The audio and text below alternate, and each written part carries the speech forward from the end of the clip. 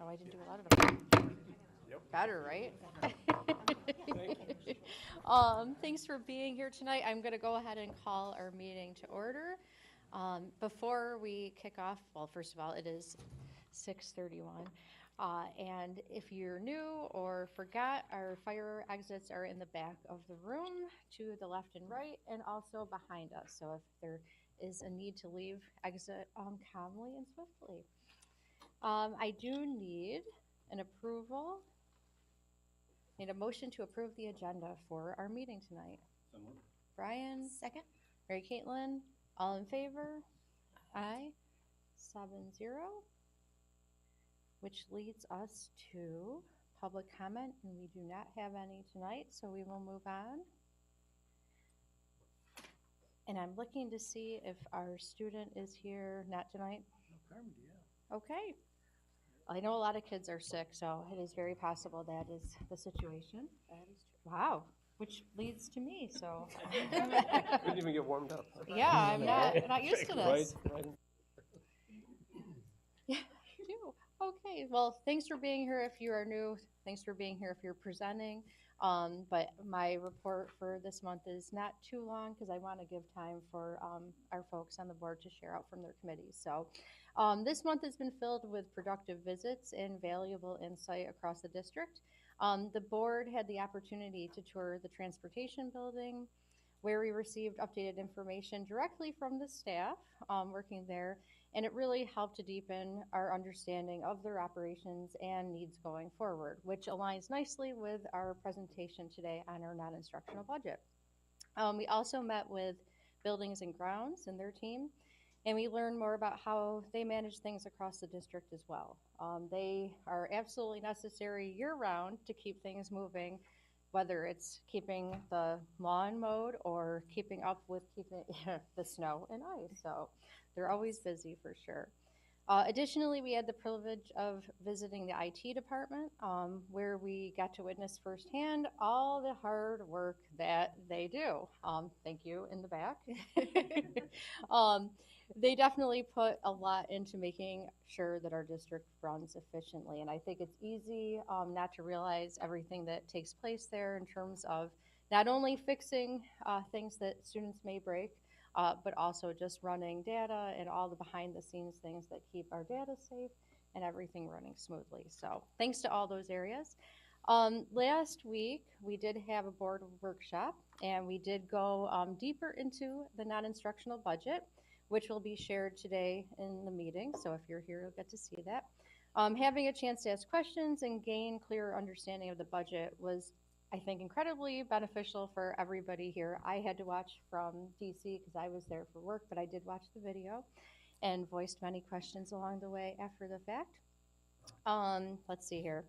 And it helps us really make informed decisions for the community moving forward. So I just wanted to say a special thanks to the staff at the Transportation Department, the Buildings and Grounds Department, and the IT Department for welcoming us and providing us with important information that we definitely need in this budget season for sure. So your efforts are greatly appreciated.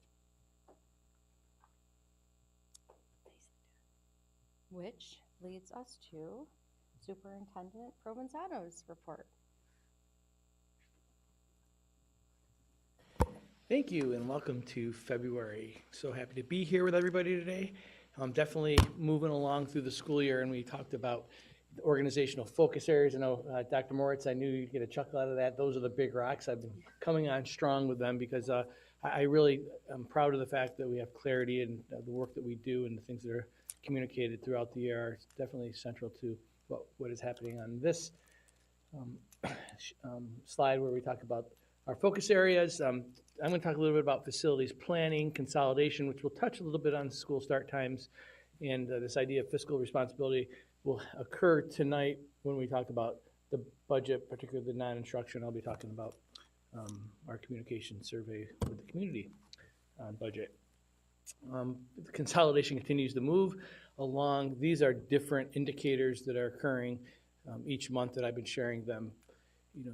We're talking about what does a successful consolidation look like for our students, because at the end we want to be able to identify and define what success looks like.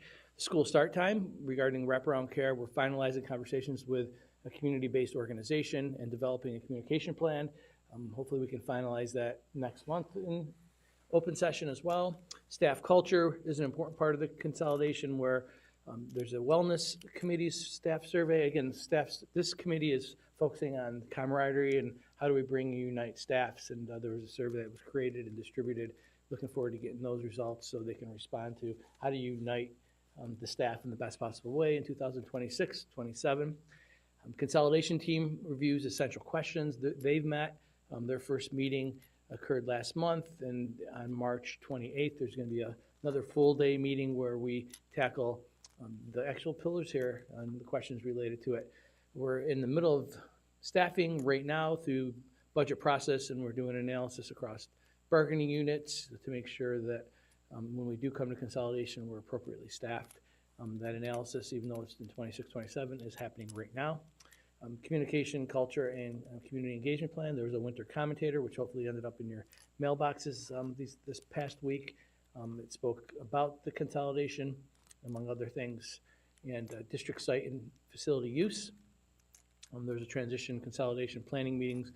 Actually, that's going to be happening tomorrow with Director of Facilities and Safety and Security. So there's many components to the consolidation and those pieces, and we're going to be developing it with our leaders tomorrow. And the future use of Minerva Deland, Balmer Place, and District Office, we're coming to the final stages with a community partner for partial use of the Minerva Deland facility, and we're going to be using that as a way to be a landlord, if you will, and use it in a good way to support a community partner. So stay tuned on all that.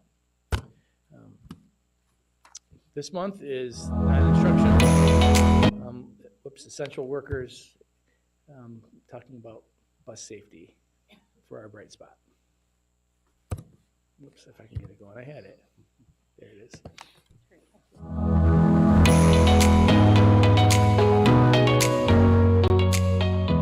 No lunches, no kids, nobody under the seats, nobody asleep. Driving the bus is probably the easiest part.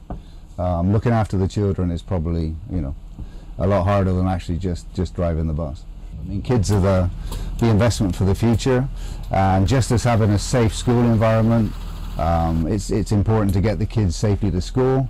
Taking the kids to school on a school bus is still the safest way to do that. But the mechanics get the bus ready, so they ensure that the bus is absolutely safe, mechanically safe and sound to enable us to drive it. So their job is extremely important. I think there's 100 buses, and then we got all the buildings and grounds, vans and plow trucks and all that we work on as well. These are the safest vehicles on the road. They're the safest vehicle for your kids to be in. They're built with purpose.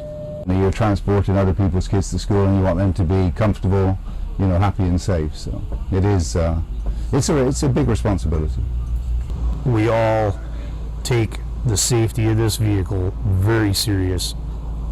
I do not want one time in my career a bus to get in an accident because I missed something. I take it to heart, and everybody in here does. You're investing dollars to ensure that your children or somebody else's children get from the house to the school as safely as possible, and I can't underestimate how important that is. We're all taxpayers as well. We're all very conscious of doing a good job. Spend the money where it needs to be spent, but don't blow it on frivolous stuff either. One part won't work without the others, right? So I mean, if you take away the bus transportation service, what are we going to do? Kids are going to have to walk to school, their parents are going to have to go. That may be not convenient, and it's all about getting the kids from their home to the school as safely as possible, and that's what you're paying your tax dollars for. This is just as important as the classroom, because if you can't get them there, you can't teach them.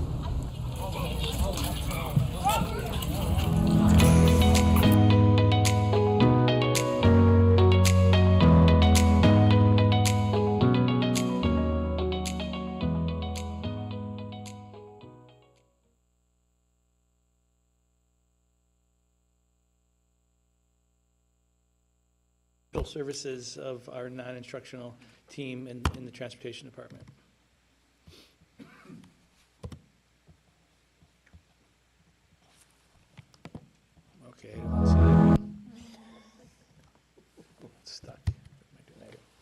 So in the budget season, we make it a priority to reach out to community members. We have strategic community members who we have addresses of their emails. We released a survey out to families, staff, and those strategic community members in January to collect the top priorities relative to budget.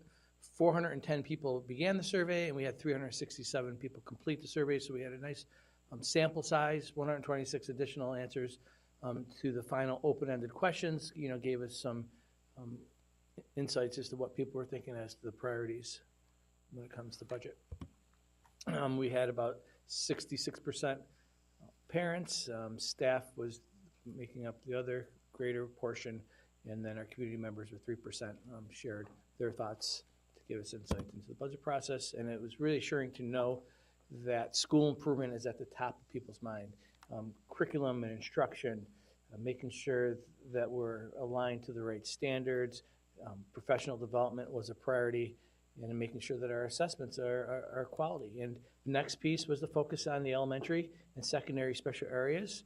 For example, the Spark Labs were of great interest, making sure that advanced placement courses were aligned and business technology, world languages were offered to our secondary students, which is, again, good to see that the priorities are aligning to what the board has prioritized as well. Class size and teaming is always a priority when it comes to budget, making sure that we have a developmentally appropriate class sizes. Definitely better than what's outlined in contractual that meets community expectations and our students' needs. Mental health is always at the top of mind in Fairport. Social emotional well-being and investing in resources, so build a budget with those ideas in mind. And something that's very Fairport, we're proud of our extracurricular activities. Over 150 extracurricular activities are offered throughout our school district because we know that sometimes students will come to school for those extracurricular activities. So those were the instructional initiatives. The non-instructional initiatives, ongoing maintenance and facilities planning. And tonight we're excited to talk a little bit about how we used our building condition survey to collaboratively develop a potential project for our K-8 buildings. We know what's happening here at the high school with a 2020-23 capital improvement project that was approved by voters, and we'll be starting that this spring. School safety and security is always at the top of mind. That was a highly rated non-instructional activity, and I think Friday you guys also visited safety and security, right? And seeing that great facility and the workings behind there and the staff that keeps safety at the top of mind and leads from where they're serving in their roles as guardians or sentries. Instructional technology, making sure that we're wired for productivity, making sure that our kids and our students and our students and staff have the right tools from a technological standpoint was a priority. And funding and using district reserves, and we'll be talking a little about how we're going to be doing that today. So again, community and what the board has prioritized, there seems to be parallels there. Some priorities that we learned about from people when we gave them an opportunity just to share some open-end thoughts: fiscal responsibility, reduction in spending, lower taxes. There's always conversation about district administration as well, making sure that we're investing in our staff, our teachers, and those who are interacting directly with students. Facility improvements, again, there it is, modernizing our elementary schools, air conditioning. We have outdated facilities, particularly in our K-8 areas, and it's not serving the needs of our students.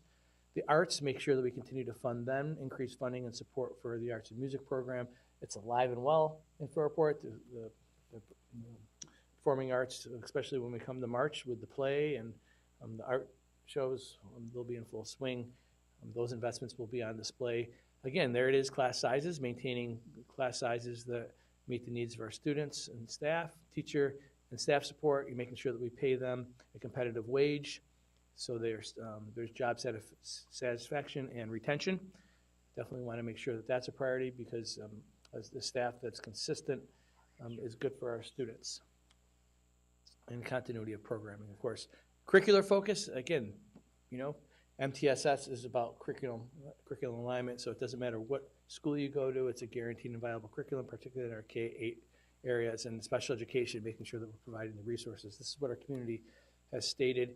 I'll be sharing the whole budget with, the whole thought exchange with the board in an update and then with the community, so you'll be able to see the nuances. So we'll be happy to share that further, but that was just a glimpse. We are in the middle of the budget season. It's February 11th. Tonight is the non-instructional budget, but before February 11th, we had multiple interactions around budget, whether it's the budget goal, developing the goals, and then the Under the Hood series, which really got into the guts, if you will, the nitty-gritty of the revenues and expenses of our budget and budget process. Thank you to Mr. Stevens, I see you over there, for leading that charge. And then you'll see that, again, the budget on May 20th at Johanna Perrin Middle School, there'll be a board election. But before then, there's going to be multiple interactions and opportunities to talk about the budget. That's all I have for February, and looking forward to talking and seeing the budget process evolve and all the other great things occurring in our schools. Thanks. So now we have some time for our board members to report out from our committees that we're on. So anybody want to kick us off? So I'll go, excuse me, I'll go with a legislative update. So the big thing in legislative was last Saturday was our legislative breakfast with our state and county lawmakers. We participated in it through Monroe County School Board Association. It was me and Brett were both table leaders, and then Rich, Mary Caitlin, Nicole, and Jan were there as well. Meeting with Jen Lunsford, Sam Broke, Regents Adrian Hale, Wade Northrup, and then representatives from the governor's office and from Senator Schumer and Senator Gillibrand. And I don't know if anybody else was at any other tables from us.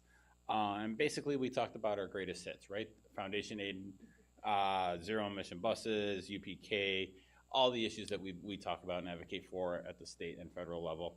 I think we had good conversations at all the tables with all of our lawmakers and their representatives.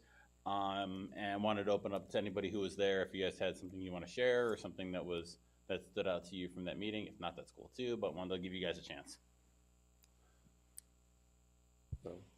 I'll go in order. It was my first time at the legislative breakfast. I thought it was great. It was really well attended. It was really a privilege to be able to sit with everyone who has so much experience and is so dedicated to our schools. Again, bringing our concerns specific to Fairport, having some really candid conversations.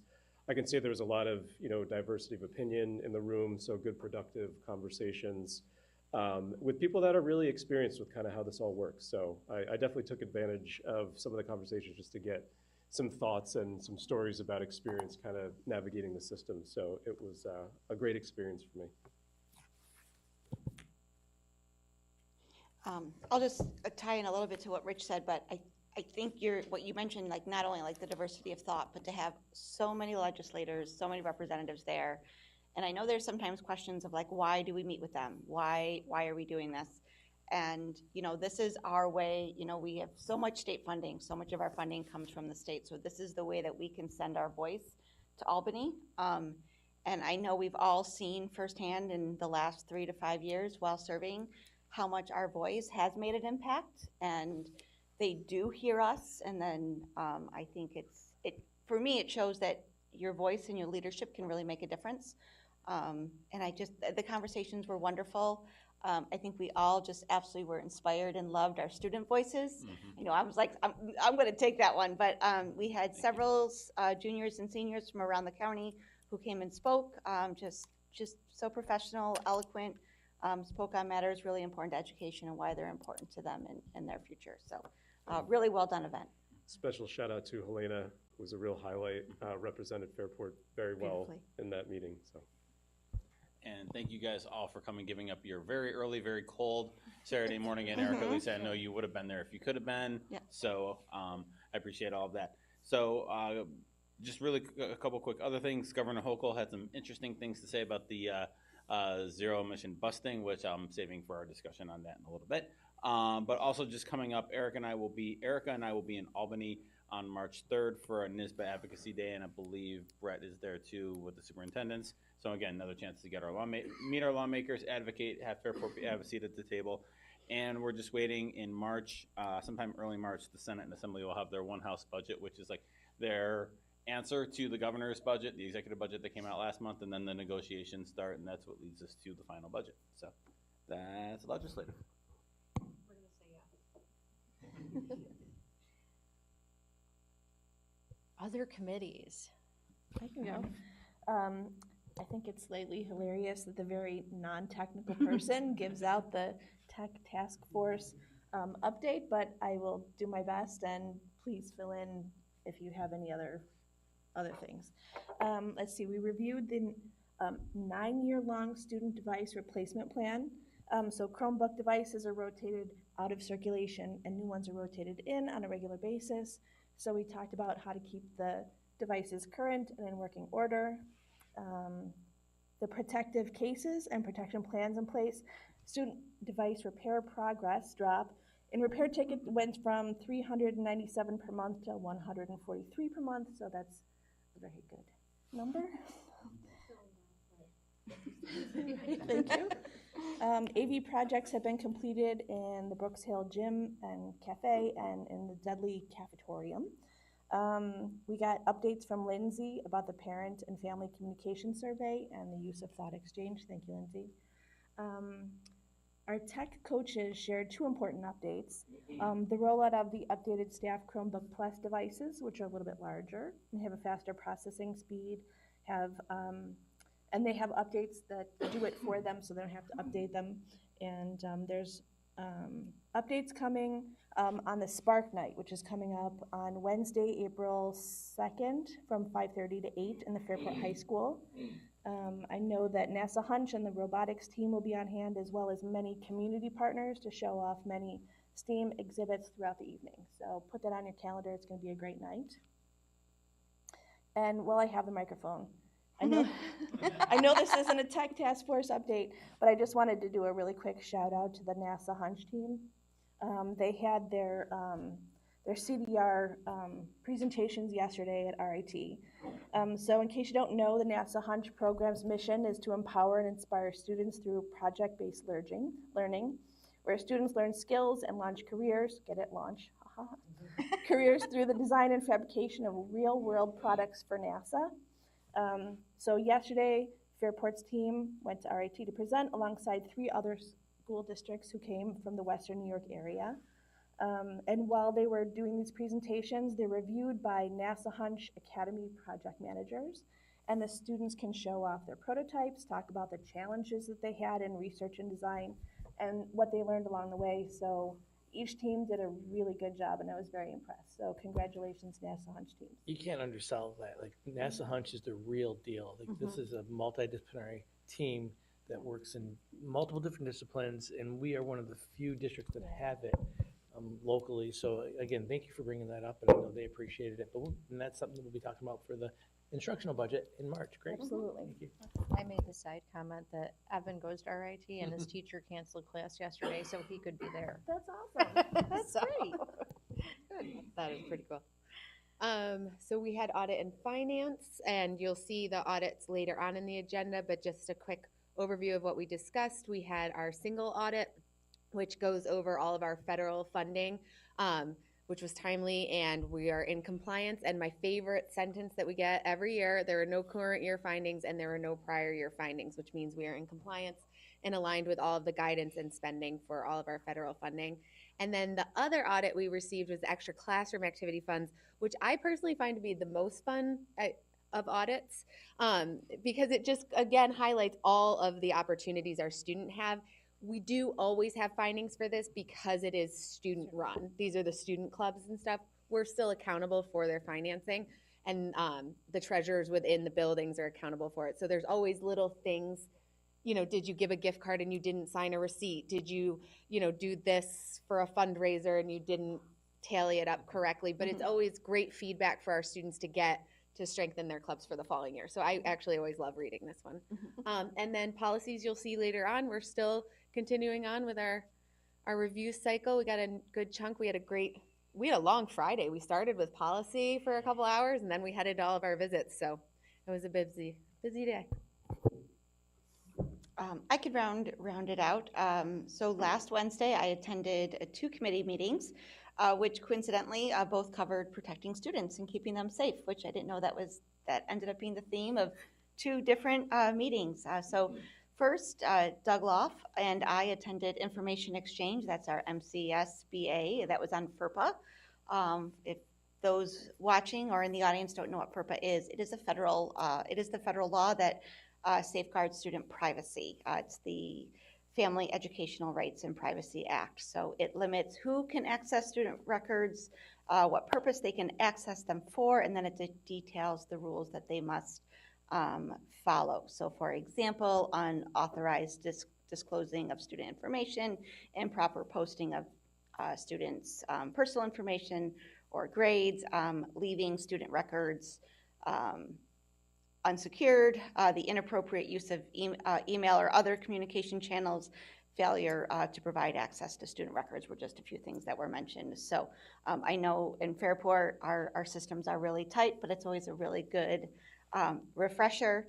It was interesting that they were talking that the FERPA has actually not been updated since the 1970s when it came out, but it has. And when they listed everything, all the types of documents and materials that were the mediums that are protected under FERPA, it actually started with microfilm and microfiche, which is interesting. It's still there in the law, just in case anybody is keeping things on microfilm. Your data is protected. But it is now also coming to encompass student emails or just all emails, text messages, social media, and video. So a lot of conversation on how we will need to go back and look at FERPA and what are some things that we can do, but it really is encompassing all those mediums, and we know how much we communicate and we do things quickly. It's such a good reminder of just being thoughtful and very careful. So, and then they did jump into education, the introduction to Ed Law 2D, which I always think, you know, New York can never let just the federal take care of something. We always have to then put our own brand on it. So a lot about tech right now. Tom is like, he could probably come up and give the whole spiel. But again, to familiarize everybody, Ed Law 2D governs the unauthorized release of personal identifiable information. A lot of times this comes to play when we talk about data breaches. This is when we sign off for pictures of our children to be posted on social media, or used in newsletters, websites, all of that. So, and then of course it just requires the development of data security, which we know is always on the top of our tech team's mind, privacy standards, and just the different protocols that we go through when we do have the unfortunate instance of a data breach. So that was it's always just really informative. It just reminds me of all the different avenues and aspects of our work in a district. So then I moved on to the afternoon where we met with the district-wide safety committee that's led by Sam Freena and Deb Miles. A couple highlights of the meeting, talking a little bit about the upcoming high temperature policy, which still waiting for further guidance on that, but we do expect it hopefully by July 1st when summer school starts. But I do think as we look at our upcoming K-6 project, I think that speaks a lot to our efforts to provide more spaces in our buildings to have air conditioning. A lot of work, so much work is done, and this is like just a reassurance to our community. So much work is done by our safety team to monitor threat assessments, support our students who are in need, and detect safety risks. They work around the clock, just doing everything they can to, do what they can to keep our students safe. So let me just thank Sam and Deb and the entire safety and student support teams for your ongoing efforts to keep our children safe from online, their mental health, which I know we talk about, and just, being more proactive than reactive. Donna Weiss shared in the meeting, and then again at our visit last week, really, she was really excited, and I can't think of the exact name of it, but now in our district, if a 911 call is made from any phone, it is then links to specific district lines where those phones are alerted with exactly where that call was made. So again, it just makes for a quicker and more coordinated response. Just a few other things, 34 new cameras have been installed, sentries trained in CPR, AED, and Narcan, and we will look forward to the Code of Conduct update in April. So a lot of work is being done on that to redefine language, clarify terms, and I know we'll get some updates on AI policies. So, yeah, my two safety committees. Thanks. Okay, so I think we're gonna move on to our treasurer and investment update. So, Mr. Stevens, Yep, you're on.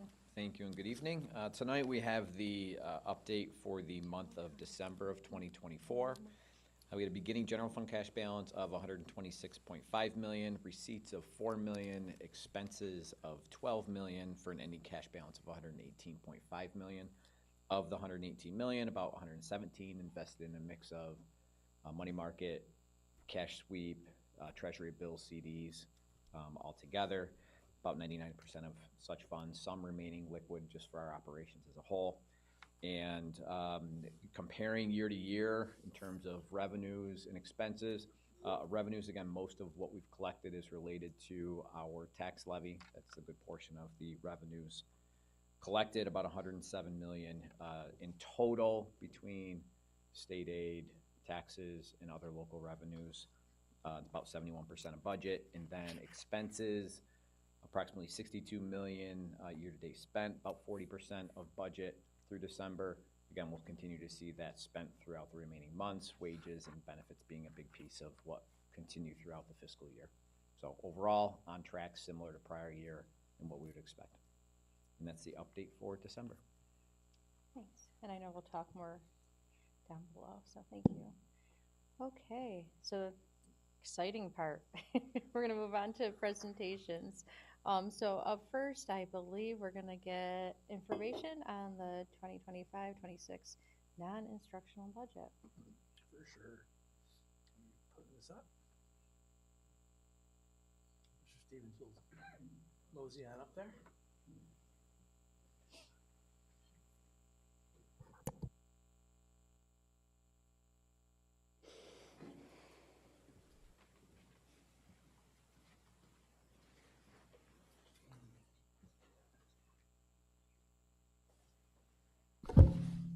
Can't believe here we are again, right?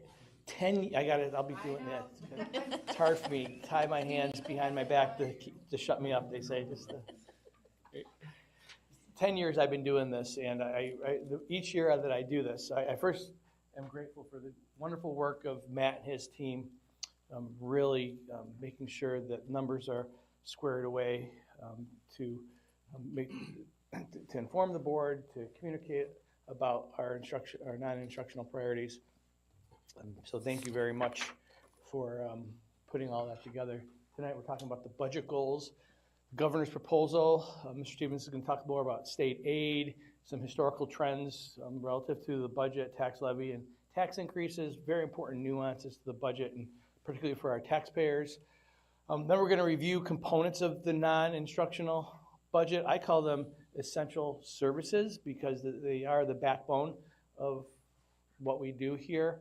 As the board visited transportation, safety and security, and facilities and technology, central components, particularly in 2020-25. And then there's some voter propositions that are going to be discussed, and of course there'll be board discussion. The budget is not an event, it's a process, and it starts in May after the May vote. And the board, to their credit, really takes a lot of time, especially throughout the summer into early fall, to identify goals to help guide the budget process. We get these goals out early, and it's been a hallmark of the boards that I've been working with, so I really appreciate that. But if you take a look at the thought exchange, which again, I'm gonna give the board a deeper look into this week in our community, it's about MTS priorities. It's about making sure that we're focusing on school improvement because we're in the business of teaching and learning and giving students multiple opportunities, and the board has prioritized that with our budget goals. And also facilities planning, which is another component of what we're talking about tonight. And in the non-instructional budget, there are line items that speak to how do we maintain and upkeep our facilities, particularly when you have facilities that are constantly being used, as I so frequently state. And this idea of being fiscally sustainable and responsible to our community, keeping that at the forefront. We just got done with our Under the Hood series. Again, that's all about being transparent, sharing with the community. How do we build the budget? How do we use our revenues to give a quality experience to our families? And This was a board priority, and it continues to be for the past several years, maintaining a strong fiscal position and making sure we preserve our bond rating. Mr. Stevens is going to talk about New York State aid and how Fairport relies on it and benefited from this year. Mr. Stevens. Great, thank you. So here, there's quite a bit up on the screen, but just to kind of highlight the pieces of the governor's proposal. It came out in January, and then we see how that impacts school aid as a whole, and then drill that down to what's that mean for Fairport in terms of our aid projections for the following year. So big piece overall, $1.7 billion increase to school aid proposed. That's going to be a combination of foundation aid and expense-driven aids, which are formula-driven aids. So of the $1.7 billion, $1.46 billion is related to foundation aid. It's about a 5.8% increase. Within the proposal, there is a due minimum increase of 2% for all districts. So what's that mean? That means that if the formula does not drive more than a 2% or greater than or drives less than a 2% increase, districts will minimally get a 2% increase on their actual foundation aid received in 24-25, moving forward to 25-26. And there are multiple factors that go into the foundation aid formula, from wealth to enrollment, just to name a couple of different factors. So overall, what that means for Fairport is it's an increase of $641,000. So we saw a minimum 2% increase. Budget to budget, due to how the aid was finalized last April, that'll be an increase of $490,000 that you'll see in terms of budget to budget. But in terms of actual dollars we receive, it will be $641,000 up. Put a note in here, if the formula were running according to that piece, Fairport only would have received a $159,000 increase in foundation aid. So we did benefit from that 2% due minimum. We are one of the districts that did provide the increase for next year of 2%. So just a couple of formula changes, again, minimum 2% increase, and then a few recommendations that came from the Rockefeller Institute, a study that took place over the past year in terms of the data being used in the foundation aid formula calculation. Expense-based aids, these range from transportation aid, BOCES aid, building aid, our aid on educating students with special needs, both in private placements and public placements, in district or at BOCES, and then instructional material aid on textbooks, hardware, software, and library materials. All of those are formula-based. They're aided in the following school year after the expense takes place. So expenses take place in current year, aided the next year, with the exception of building aid and aid on buses. So buses are aided and amortized over a 5-year period. So any purchase we make this year on a bus the aid is spread out over 5 years. Building aid is spread out over the course of 15 years for reconstruction projects. If it's a new building, it's 30 years, and if it's strictly an addition project, it's 20 years. So those are pieces at the state level that they determine how the aid is paid over the years. So overall, proposed to fully fund according to the formulas, so no proposal to change those. What it means for Fairport as a whole, so there will be about a $1.46 million decrease in state aid for the expense-based aids. Now, not to panic, $1 million of that is related to debt fall off. That also has a expense dropping off on the expense on that side of the budget, and then $400,000 of the decrease is related to one-time revenue that we were aware of related to a grant from the Dormitory Authority of the State of New York for purchase of one zero-emission bus in 24-25. So that's 1.4 million of that overall decrease. So that's really, as you look at that, what that's related to. Yes. Yep. But nice to build up that drama. That was that was good. The other portions are just small decreases related to instructional material aid because they're enrollment based as a whole. So here's a look at the historical state aid budget for Fairport in terms of on the revenue side, and here you can see foundation aid at the top, the $32.6 million, $32.7 million for 25-26 current estimate based off the governor's proposal. And then going down to the second chart, about 53.7 million in terms of the draft budget to budget. Again, you can see $1 million related to building aid on the expense side.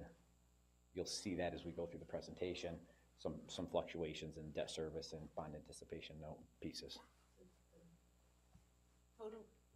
Total state aid then is all those pieces we're getting reimbursed from past years coming into it. So Yes. foundation aid is just what we're supposed to do every year, and then the total state aid is what we're adding in based on what they owe us for prior expenses. Correct, right. So any expenses in current year for transportation aided expenses, that would be aided next year. That's included in the 53. Building aid, prior projects,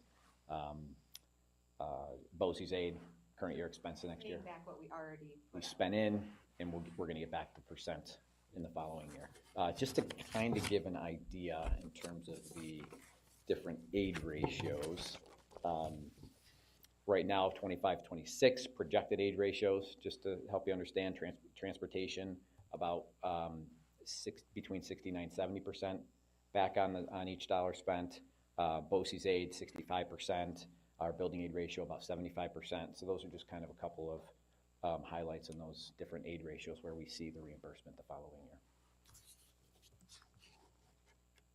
Just a graph of the foundation aid. One thing I just like to highlight here, if we look over the years, we saw the numbers on the previous slide, but here it really shows it in a graph. We saw the phase in, if we remember back, foundation aid was not being funded to the school districts based on the formula. And then Governor Huckle proposed to increase fully phased foundation aid over a 3-year period.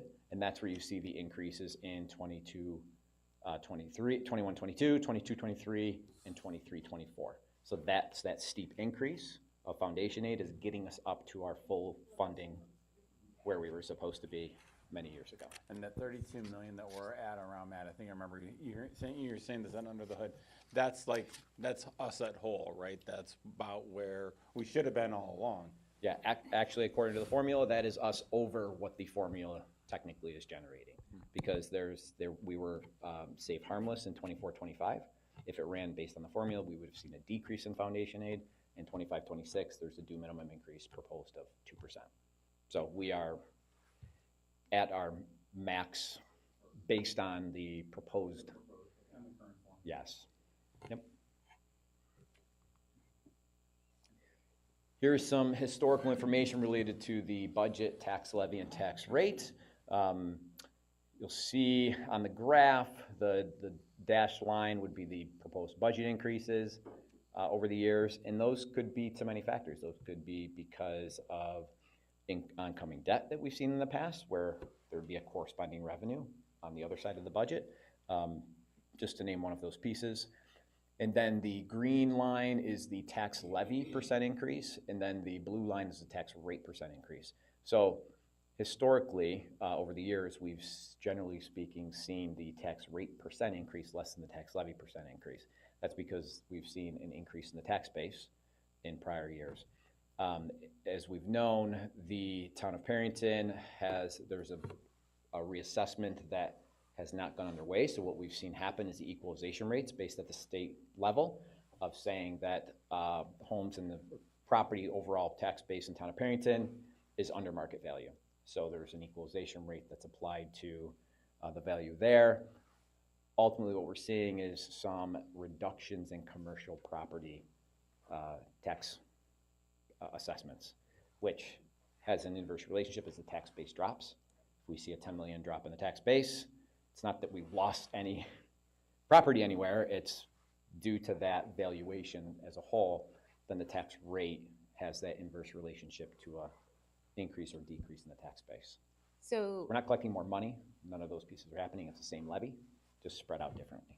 nobody likes to get that reassessment letter, but I think if I'm understanding correctly, right now, I'm paying that smidge more because commercial properties are paying less. Correct. Okay, so if the reassessment came, we're all gonna go,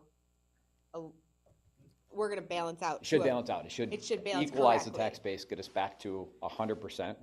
rather than residences than- covering more of the commercial. Right, right now, Town of Perrington is at a 62% equalization rate, meaning Oh my gosh, properties. we're really unbalanced. Correct.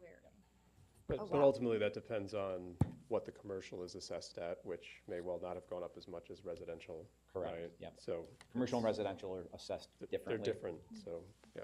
Yeah, but he's saying even with that in mind, we're out of balance 62%.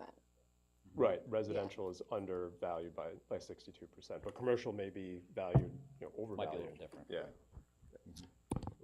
Yep, good questions.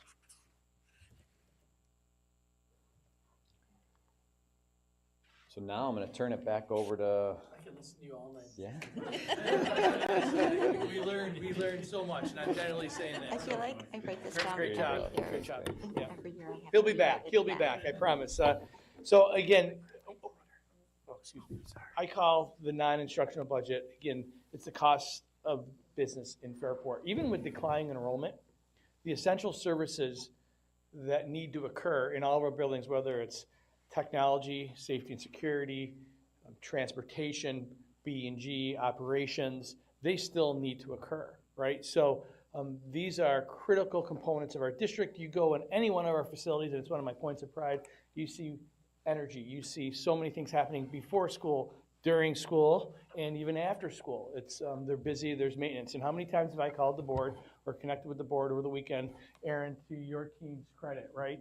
You know, the facilities, they're aging, and there could be a water main break, or there could be an issue with heating. And this past week, we were dealing with an issue in a building because one of the, you know, the parameters, thermostats, if you will, you know, we're trying to work through those. So there's always something we need to do, and we do that, and we're honored to do that because there's so many great things happening in our school district.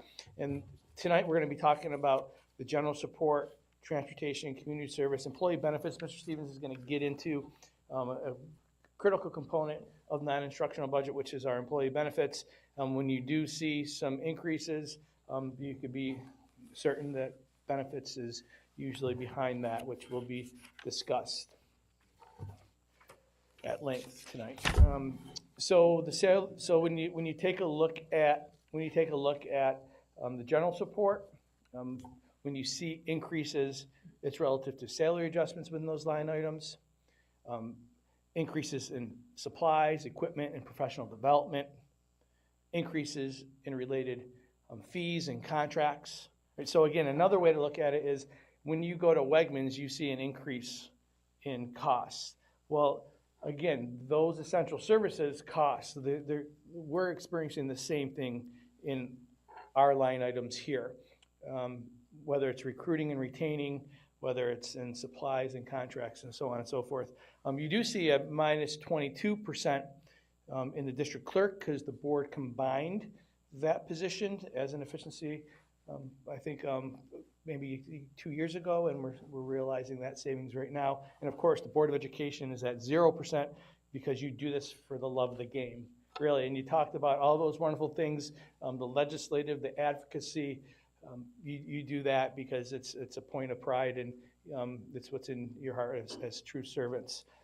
You see a 7.2 and then a 7.47 in the chief school administrator. That's the superintendent's office and the business administration. Again, it's related to those factors related to staffing that I explained earlier. You'll see an increase of 8.3% because there's a fee associated with our investments that we're obligated to pay. Those pieces go up, so you'll see a corresponding increase there. And personnel, HR, where your legal pieces are, and everything HR is in Mr. Loft's office, is a 3.9%. Again, those are just some general highlights of that line item. For the district meeting, it's worth recognizing 66%. We're going to be transferring to electronic voting, right? The county's transferring to that. We have to get on board with that, and there's a cost with that. We're also going to be looking at 2 referendums, so we need to support that as well. So that's why you see an increase in the district meeting. Yeah, and that isn't us making that choice. I just wanted to point out. We have to sooner or later do Right, it, we right? have It's to do it, transitioning to that. And, at the Spark night, that, Yeah, they're gonna Nicole, practice. we're gonna have that on site, right, Sarah? And they're gonna show and tell like what that's gonna look like, so the people who come and visit can see what that exciting day is gonna look like. Sarah, you've been leading that charge, your vision, really appreciate it, because I do think it will make the experience a little bit more efficient Yeah, for our it community. should, but it will take money to actually get it up to where it needs to be. I also just wanted to point out that these categories are not like one person's salary, that there's lots of different things that go into these categories. So I know people might be watching at home and it's, Yeah, it's like I said, it's. I just wanted to No, make sure but again, people there's knew. professional development, Right. right? There's supplies. Right. Like I said, when you go to get, I'm saying, paper, right? That paper in in our office, we're paying for that increase as well, equipment increases and contractual fees and so on and so forth. One of my favorite slides is this one, right? And you know what I'm gonna say. If you go to our building, there's 300 acres, right? 1.2 million square feet, 8 school buildings and 4 administrative support buildings, right? That's a cost center, and it's a center that we're willing and obligated to pay because it does so many wonderful things for our students. The operation plant, right? That's our custodial, buildings and grounds, utilities, insurance. Again, everyone's insurance has increased. Well, we're seeing that being passed on here. We have storage containers, which as we consolidate, we're looking to consolidate those as well. So over time, we should see a reduction there, hopefully, as we move through consolidation in 26, 27. 3.59% in the operation of plant. And then you have the maintenance of plant. Again, that's related to the equipment. Like you saw, the equipment, the machinery that's required, the plows that, and the things that we need to have in order to make sure that we have the right resources to support our program. And we have snow removal equipment, repairs, service contracts with HVAC, fire alarms, boilers, elevators. That's in the maintenance of plant where you see a 16.31% increase. Also, you're gonna see in there building condition survey, right? Now, we know what the building condition survey is. That's the mandated survey of our entire facilities that the state requires us to do, right? So you'll see when we talk about revenues how we can get that back on the revenue side of it, and the same thing with the water testing that we're obligated to do. But that will be at another point in time. But still, that's a cost that we're obligated to pay as we move through. Security, always on everyone's mind. If you look at the thought exchange, which I briefly reviewed, and you'll have a deeper look at, security is always a top. Relocated some cameras, surveillance, all things that we're obligated to do to keep our students and school communities safe. You'll see again, those were the increases associated with those pieces.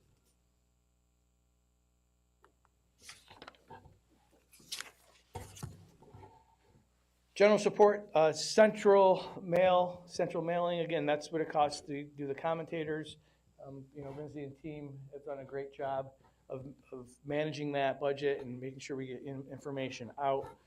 Central data processing tech services, which we visited again, the amount of technology that we have, the amount of computer services, from security contracts to printing images services to frontline, QWare, which again was our maintenance software that we use, sub-calling system, school tool, financial software, and on and on and on. That's what it costs for us to run a district this size, and that comes out of central data processing along with our techs and our, that's at 9.48%. Insurance went up 10.81 in this line. Again, includes liability, property, and here's one that's ever increasing, cyber and student accident, right? So the cyber piece is, 10 years ago, it wasn't as prevalent, but we're obligated to have some protection of that risk there. And that's why you see a 10.81% increase. The rest of the line, there's a BOCES administrative cost, the cost of working with BOCES, to the Fairport Shared Services, the admins, the capital, the rent, and the retirement and health. We pay a portion of that based upon our utilization. Every school district does. But again, we see on the opposite side of this how we benefit from the revenues, but it went down slightly at 1.56%. And you put these all together, the general total support is total at 7.4%. for 0%, and the numbers that I just reviewed, that's what it averages out to be. You're going to be hearing me talk about this a couple more times, so, and I know that you've had questions, and we'll continue to discuss it as things evolve. Mr. Stevens is going to talk about transportation. Don't get too excited, everybody. Okay, thank you. So next we'll jump into transportation as we move through the non-instructional portion of the budget. Few variables up on the screen: fuel, oil. We have McKinney-Vento for homeless transportation requirements. We transport for non-public schools or private parochials, the 15-mile radius. Tutoring transportation, special education, mix between staffing and contract transportation we'll see throughout the budget, and then our summer school transportation. Those are just a few of the different pieces there. Kind of some highlights, right? We had talked a little bit with our Director of Transportation before, but fleet-wise for the district, on our 10-year replacement plan, 82 71 passenger buses, 2 wheelchair-equipped, 17 28-passenger, the smaller buses, 4 wheelchair-equipped there. So in terms of our fleet, that's how we're looking over 100 vehicles on our 10-year replacement cycle for bus purchasing there. And then, this all adds up to about 44 different schools served, right? Our Eden district, and then our outside placements that we're transporting to. So here's the overall transportation pieces. First, starting with the district transportation, that would be everything from bus purchases to drivers to our supplies, materials, any of those pieces related to student transportation here. And then garage building, just to support anything related to the building. Contract transportation, there's 2 types of contract transportation that we have in the budget, one of which is through BOCES. That's some of our students attending BOCES programs. Monroe and BOCES has transportation services that they provide to districts for students within their programs. So that's one piece we have. And then for anything that cannot be supported in district or through BOCES, we have had to contract outside for regular routes in the past, our non-public transportation. We've seen, as we've become fully staffed and we continue to move through that process, we've seen the ability to reduce the contract transportation need. But ultimately, the transportation cost for all of our students would be a mix between the A5510, 5540, and 5581. So if we need to move between those lines depending on the type of service being provided, those would be the budget lines that are assisting with that. Overall, about a 1.36% increase in transportation, again, mostly related to the reduction in contract transportation that we've seen. Bus, yeah, which is fantastic. We'd much rather prefer to have our own drivers within our fleet, and it just continues to help with communication, all those pieces. The bus purchases, which is embedded into the 5510, about 1.8 million, less 22,500, called salvage value, not trade-in, but it's a trade-in, about $2,500 a bus. Again, based on age and miles, all of those pieces will go into play in terms of what we're getting back for the vehicles. So a net of 1.8 million, 971 passenger buses is what we're looking to purchase. So like I mentioned before, 9, 10 buses, sometimes it could be at 11 if there are small buses in the mix because the cost is a little bit less. We try to be consistent in terms of our budgeted cost each year because we have already 5 years worth of buses being aided, so we can try to be consistent with the local share and not see any peaks and valleys overall through the year, so we know what to expect in the budgeting process.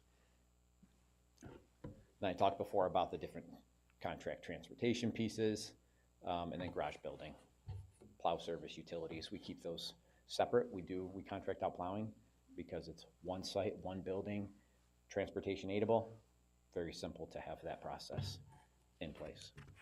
So Matt, excuse me, just to clarify, like one of the reasons we, along with keeping the age of the fleet consistent with the replacing 9 or 10 buses every year, the disadvantage to doing fewer buses is that we're going to get less aid down the road, and that complicates our state aid down, kind of kicking a problem that hits us a few years after the fact, right? Yeah, it'll hit us each of the 5 years after the purchase. So if we reduce down, so let's say we purchase half of what we're purchasing today, we'll receive aid on that full purchase that took place for the previous 5 years.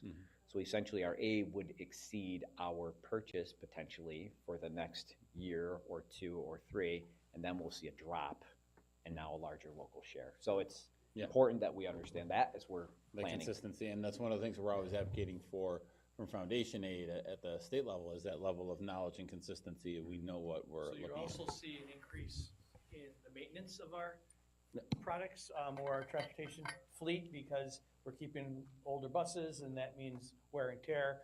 So you'll see, like, what you save in one, you'll lose it up. Yep, thank you. Yeah, we certainly could look at doing it, but it will have an impact long-term in future years, and then decisions will need to be made 3, 4, 5 years out, when now we realize, wait a minute, now the revenue is drastically different. And here's just an outline, just a quick summary in terms of how that bus purchase works. So in the budget, you'll see $1.806 million, because we do net out the trade-in amount when preparing the budget. Community service, just a small amount here. This basically has to do with any of our pool use, lifeguard fees, kind of an in and out. Facility use typically covers the cost of those pieces. So just hold the budget line item as a whole. That's why you see it just at $2,500. So next piece is the employee benefits. So this ranges from health to dental, workers' comp, unemployment, just to name a few of those that you can see up on the screen, as well as the pension systems. So employee retirement system and teacher retirement system, those are dollars that school districts are required to pay into for employees that are members of each of those pension systems. The ERS system is for our non-certificated employees, and the TRS system is for our certificated employees. Employer contribution rate, average rate for ERS increasing from 15.2% to 16.5%. Again, that's a percent of salaries. So that's why when you see the budget increase, it's not equal to the difference between those two. It's actually applied to the salaries in the budget, of which when there are contractual increases in salaries, that will compound the increase in terms of the pension costs. And then teacher retirement system, here a decrease of 0.11%, 10.11 to 10%. And again, you see a smaller increase in that percentage compared to ERS, because you have that decrease, and then coupled with the increase in salaries is how you get to those figures. And then FICA Med, that's 7.65% of salaries. Simple calculation related to wages in the budget in terms of what our costs will be for next year. Workers' compensation, we see a decrease in workers' comp. It's experience-based. So we have seen, I believe we saw about a $100,000 increase last year, and now we're seeing a decrease. Next year, we had a bad year drop off in the analysis in terms of the 3-year history of claims that are looked at within the consortium for each district. So it can vary each year based on experience. And then now jumping down to health and dental, here you see a little over 12% increase. We haven't seen this big of an increase in many years since I've been here. The consortium, based on claims, based on usage, which is great. We have the plan there for both active employees and retirees to utilize, but we did see an increase in claims, and the plan runs January through December. The increase that came in January was a 14.4% composite increase to the plan. Typically, when we're budgeting approximately a 10% increase for that second half of the year, and this came in over as compared to what we've seen in previous years.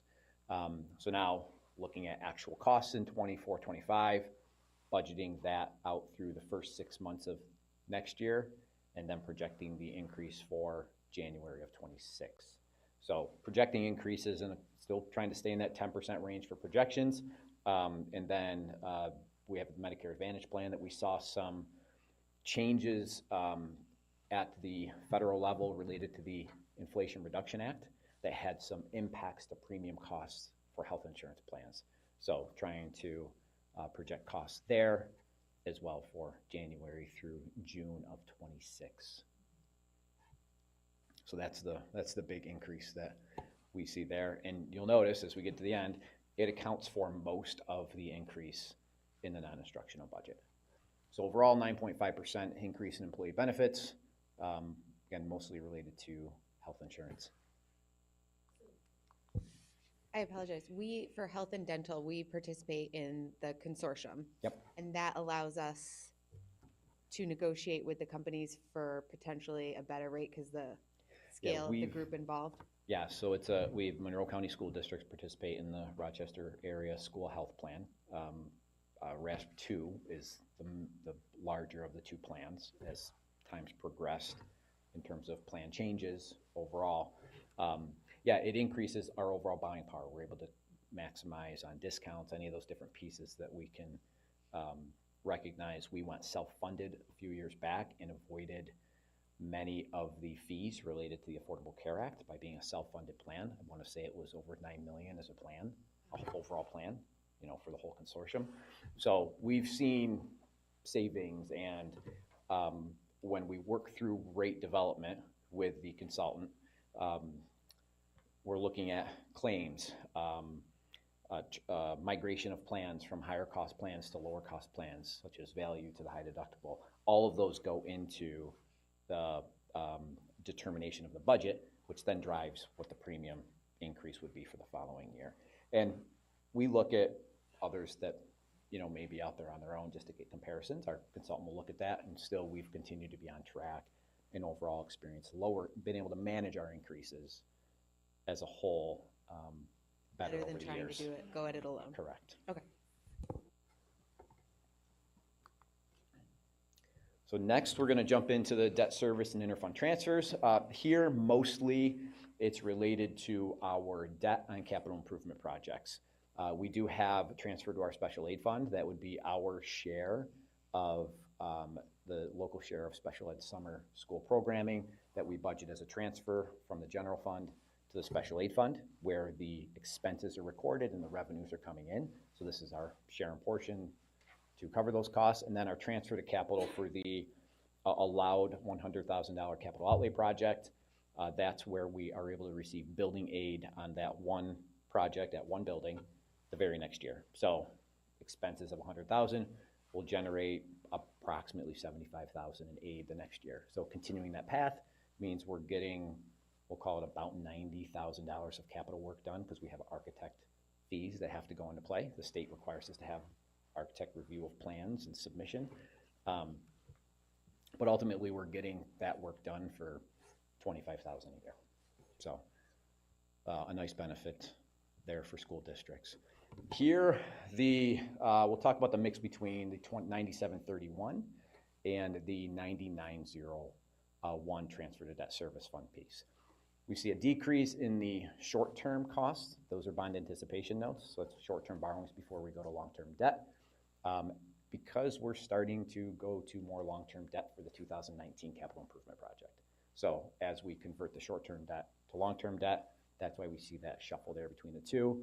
Overall, between them, it's about a $541,000 net decrease in debt service. That's because we have that $1 million drop, and then we have about $400,000 to $500,000 coming on for the 2019 project.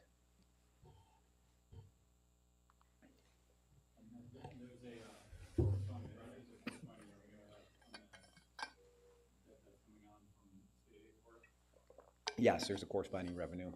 It's coming on, but it will not be at that same amount because we have phased in that debt.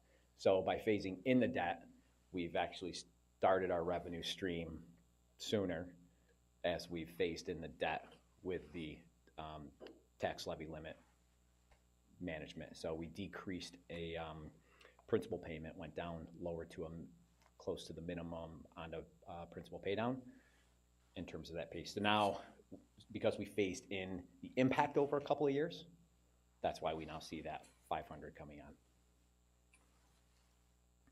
on.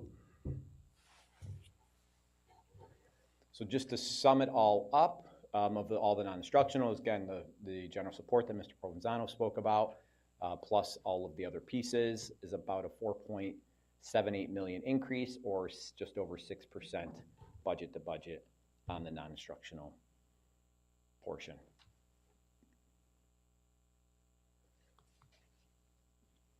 So next, just want to, on the agenda in the beginning, we saw some voter proposition pieces. These are considerations as we move through, knowing that if there are going to be voter propositions on the ballot in May, the proposition resolution needs to be adopted in March to allow the proper time for the legal notices to take place before the vote.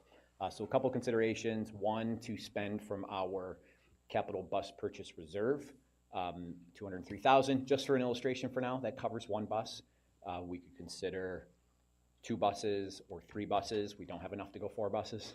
So if you remember in 2024-25, we did have 3 buses supported out of the older bus purchase reserve. We were able to get a new one established with voter approval back in May, and it's been funded to just over $700,000, which could support up to 3 pieces. What does that mean? It just simply means that in looking at the tax cap, the local share then changes. So it has just an inverse relationship on that. So more funds we use here lowers that tax cap piece overall.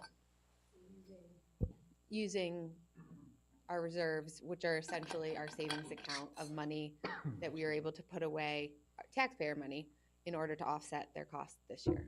Yes. So this would be for next year. Mm-hmm. So the 1.8 million ultimately in the budget that we looked at back here, this would get changed. You'd see 203,000 on the bus purchase. Right? That's why I still left the line there, even though there's 0. It would drop it to about 1.6 million in the budget.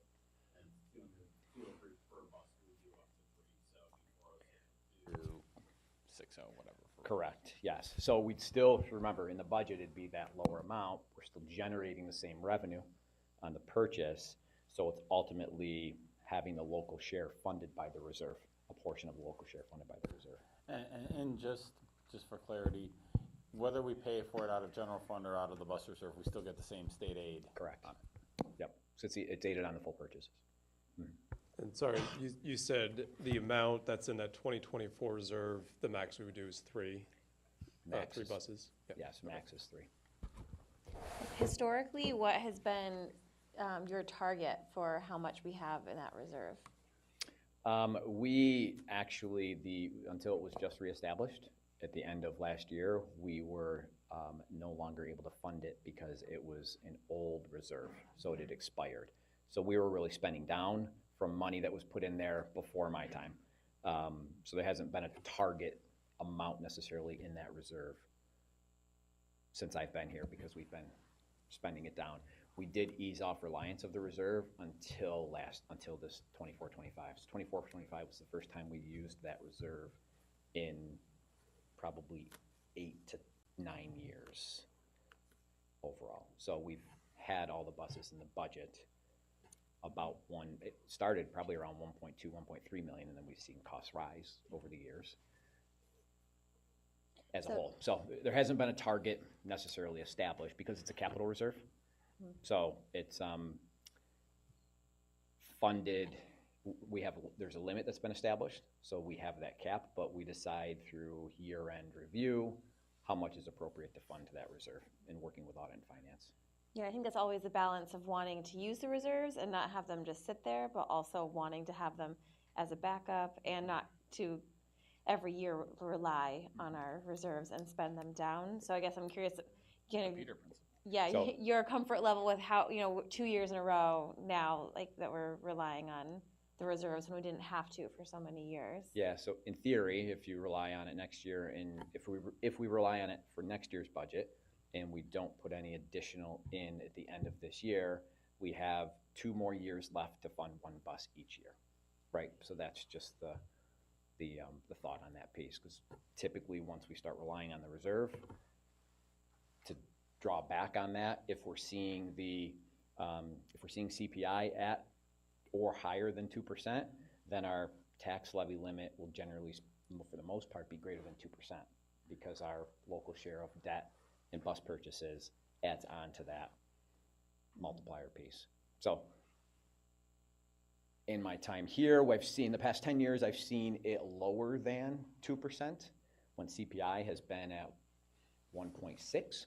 And that perhaps is a year that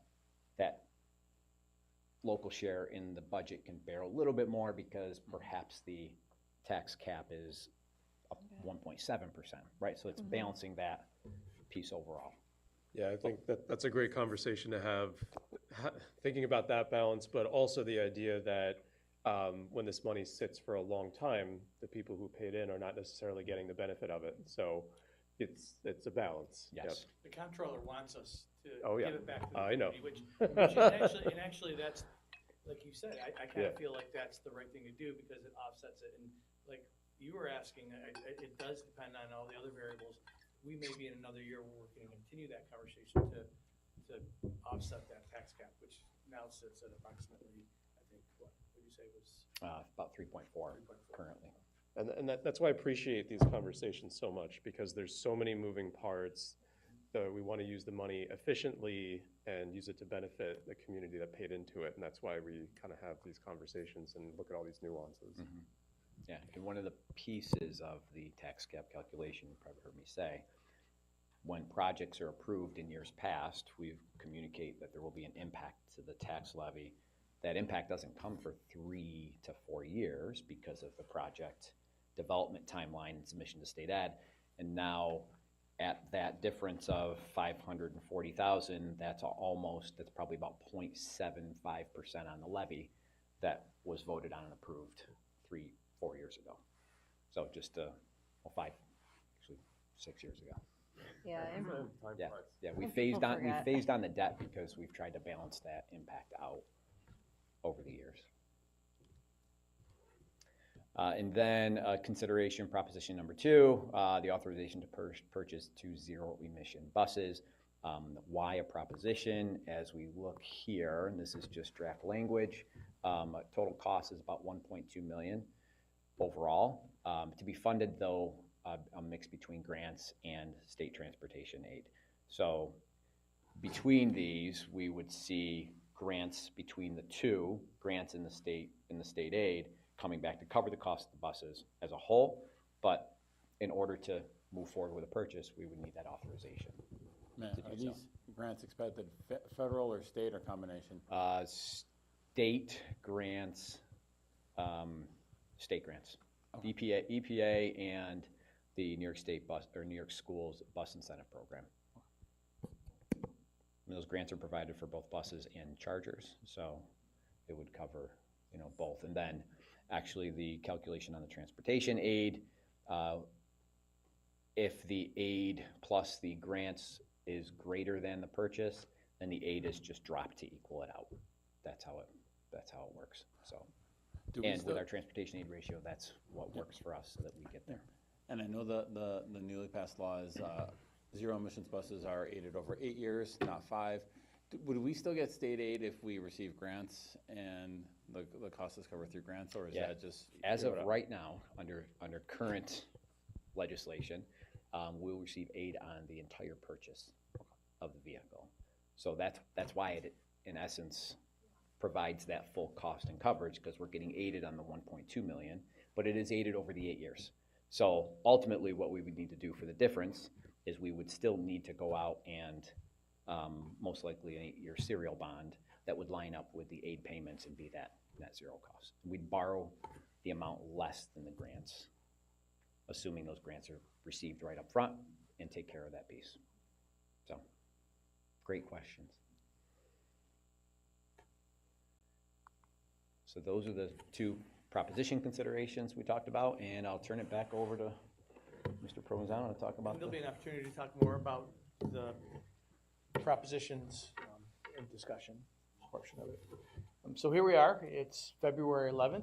I'm talking about the non-instructional budget, and then in March we're going to be talking about the instructional budget.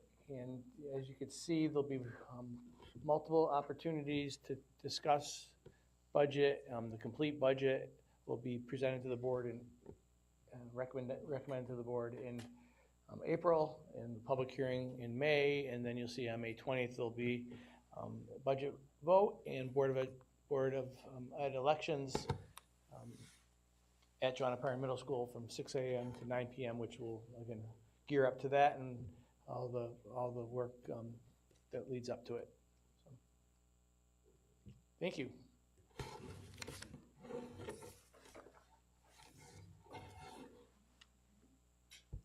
Can I make a motion to take a 5-minute recess? So moved. All in favor? Thank you. Bye.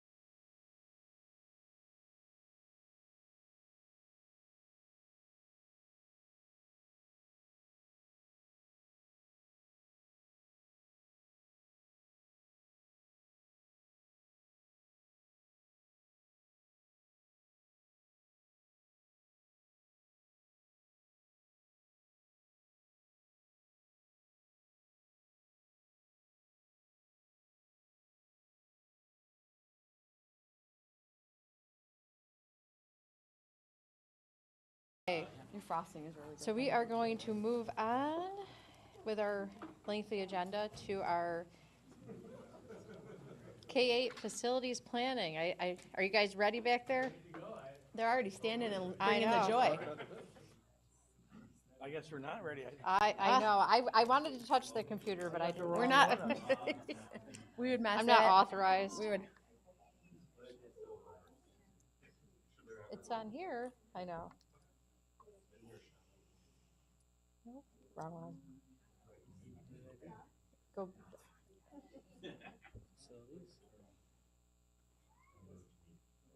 You should be good. Yep. Do you have the clicker? I got the clicker. Oh, okay, just making sure. Oh, Did we turn the heat off? hey, Aaron, is there any Speaking of chance magical of, power. of increasing the heat in here, or is it just because we're by the wall that it's slightly windy? Is it warmer over there? It keeps you up, though. I recommend that you. So, exactly. I won't take it personally if you fall. So, we're here to talk about a recommendation for a K-8 Fairport for the Future school project. It's just that there's been a process, and it started actually in this room in July with stakeholders from K-8 buildings. I think Dr. White, you were on it. Ms. Bells-Pacer and Ms. Christensen were also on the committees sort of overseeing what occurred. And we really feel good about what we're presenting tonight because it was a collective conversation based upon the building condition survey and the useful life of the facilities in each of our buildings. So we'll be sharing a recommendation for a project moving forward. There's been multiple presentations and it's coming to this night. So again, it's been great to have a beginning, middle, and end to this process. We're going to review the timeline and the process, the essential components that the board provided me, the must-haves moving forward, providing a project at no additional cost to the taxpayers. The scope of the work we'll be discussing, we really narrowed it down thanks to this amazing team here who really put in a lot of time and extra effort to make sure that we were listening and capturing the priorities of what was needed in the buildings juxtaposed against the building condition survey and useful life of what needed to be managed inside the building. You're going to see a conceptual estimate and building aid, so we know exactly the funds we're going to use to offset the overall dollars associated with the project at no additional cost to the taxpayer, once again, and then next steps so the board can have clarity on how we recommend proceeding. And again, here's a timeline. There's been multiple opportunities to interact with facilities planning and the groups in the buildings. There was a first meeting in July. I'm not going to go over every single one of these, but like I said, there was a beginning, middle, and end. There were stakeholder feedback based upon data, and the data being the building condition survey and the actual anecdotal data from the users in the building, and we were able to develop a project and discuss it throughout this school year in multiple workshops and business meetings. And like I said, 3 meetings, refining the scope between December and actually today, working with fiscal advisors so the board can be informed. And I think, we've had multiple conversations about it, so there's not going to be any surprises here, but it's just sort of like an end to the process. So Mr. Stevens is going to talk about the anticipated scope of work, and then we'll be going through components, and we'll be at. Can I just also say, Troy. All right, perfect. Troy Williams from Develop. Thank you. Who's been an amazing partner.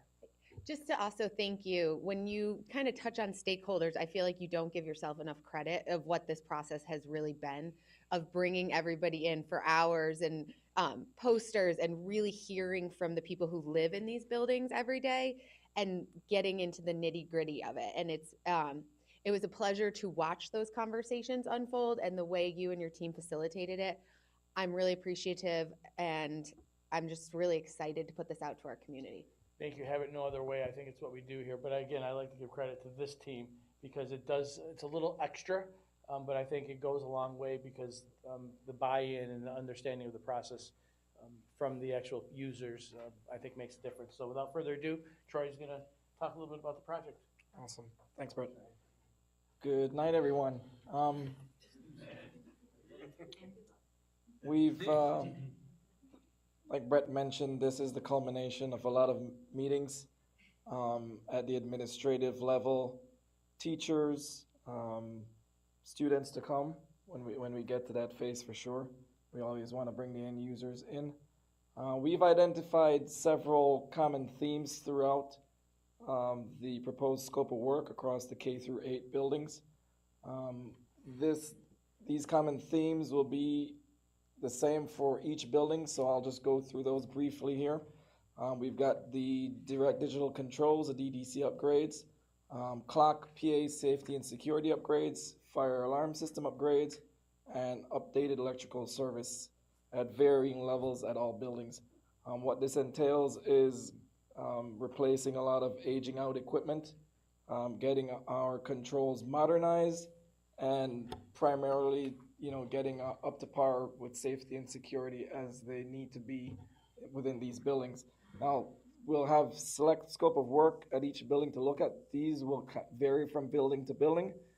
As we look at original equipment, 50, 60-year-old in a lot of cases that need to be replaced, and the areas in which they serve and the scope of work that is entailed, we'll kind of go through that. So we've got kitchen and cafeteria reconstruction, classroom reconstruction, toilet rooms, and various interior space improvements.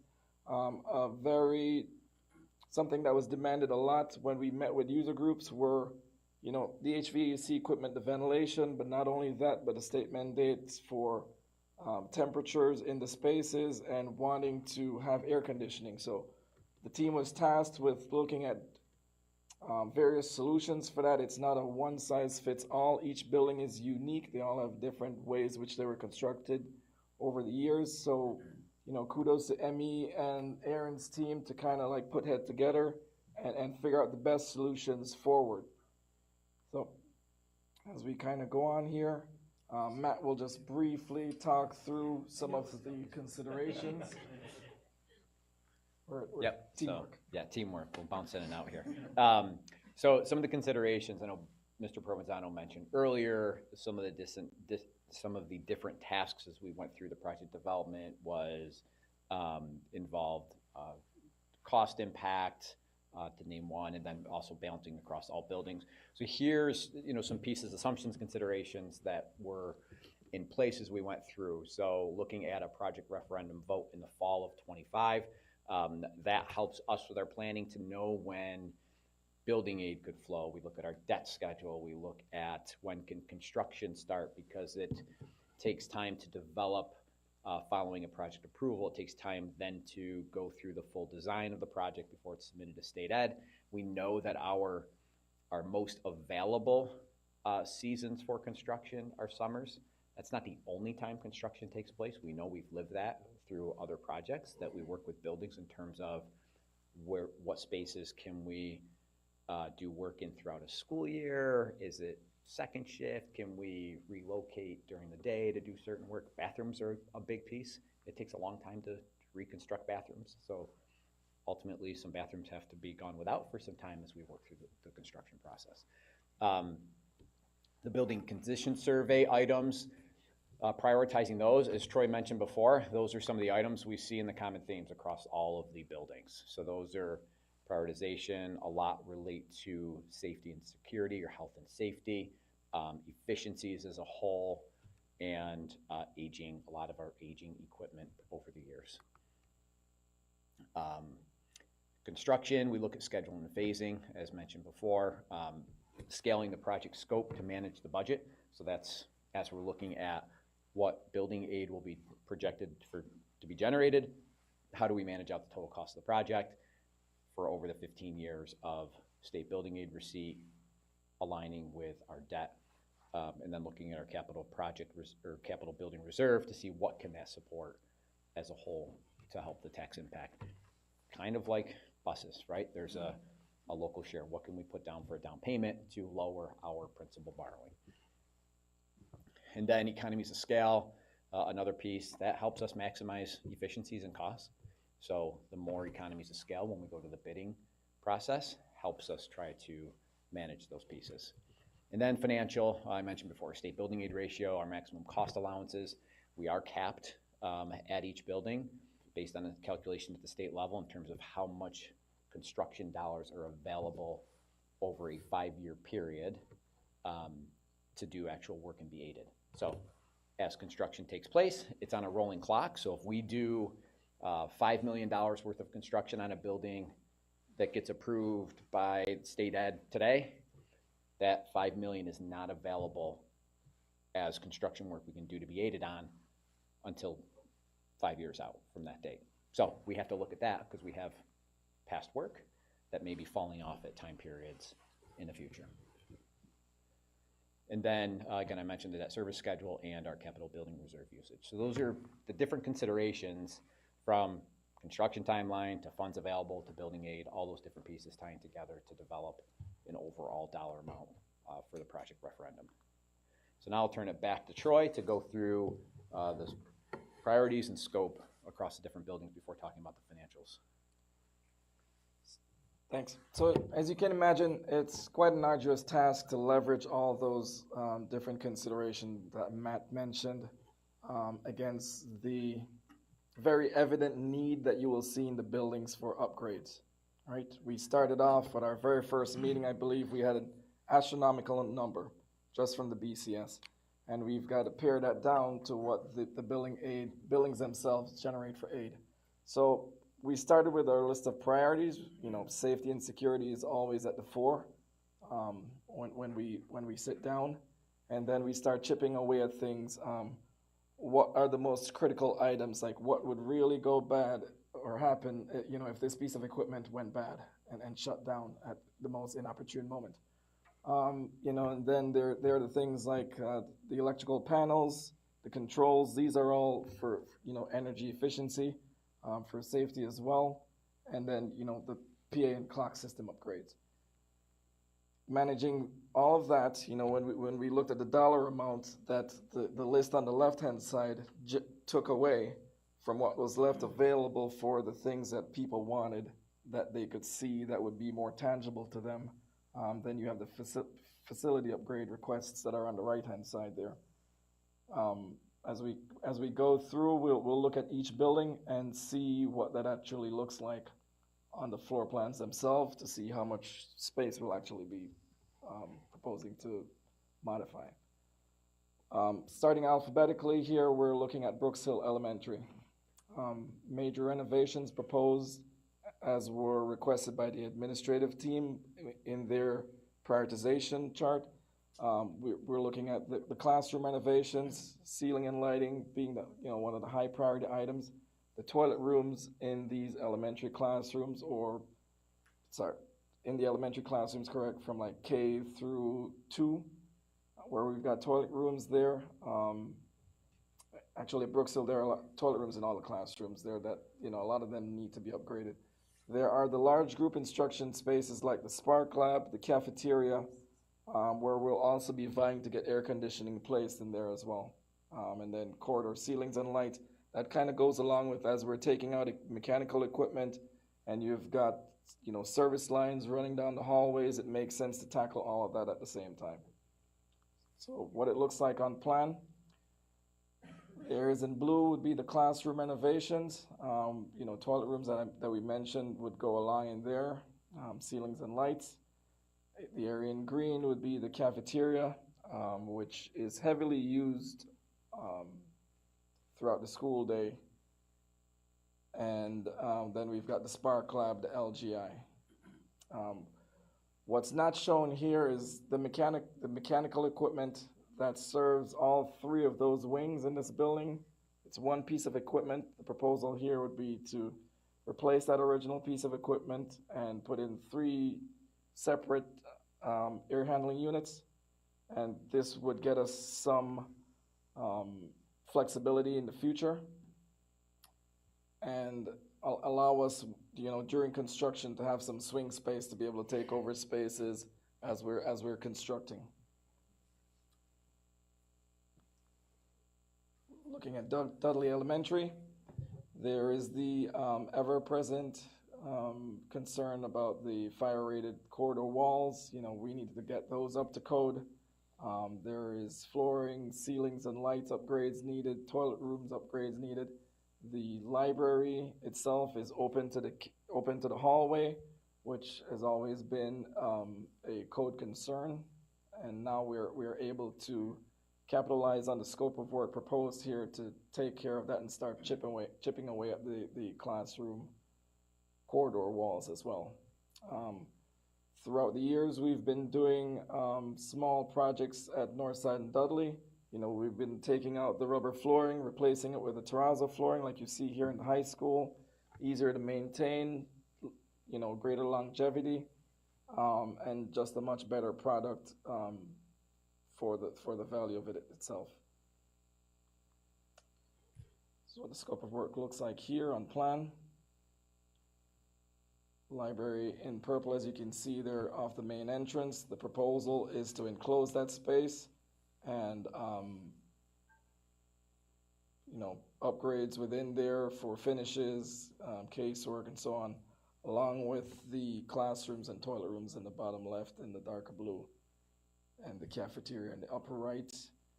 The proposal now is to do terrazzo on the main corridors, and then as a cost-saving measure at this point in time to get us on budget is to have VCT be in the secondary hallways.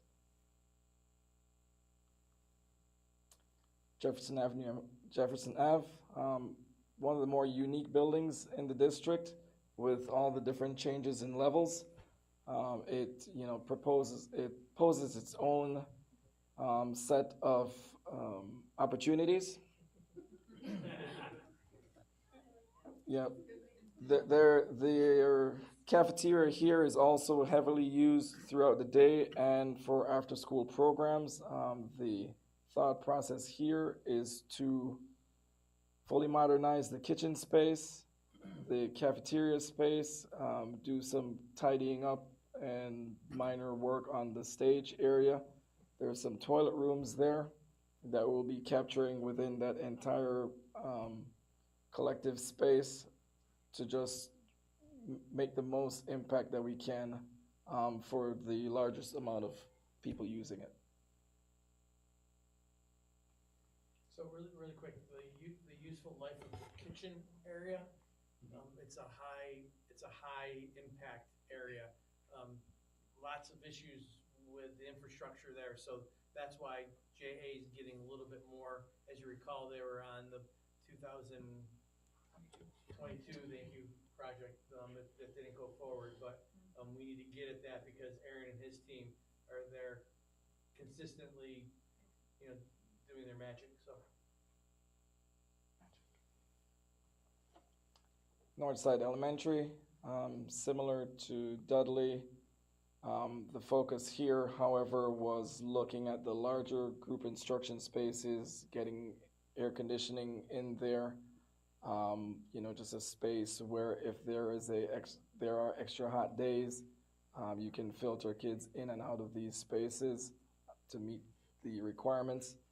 We've also got a select number of classrooms and toilet rooms being renovated as well as the hallways, similar to Dudley. Troy, does this mean getting rid of the like little gap in at the bottom of the floor and going all the way down? At those spaces that are highlighted. Okay. The classrooms that are The classrooms, highlighted. Okay. not all of them. Not all of them. Okay. So the thought process here is to show a good faith effort to develop a prototypical model of how to ameliorate that situation, and you know, just see how well it works out for the teachers and users of that space, and then maybe it's something that we can replicate to the other space and improve upon in the years to come.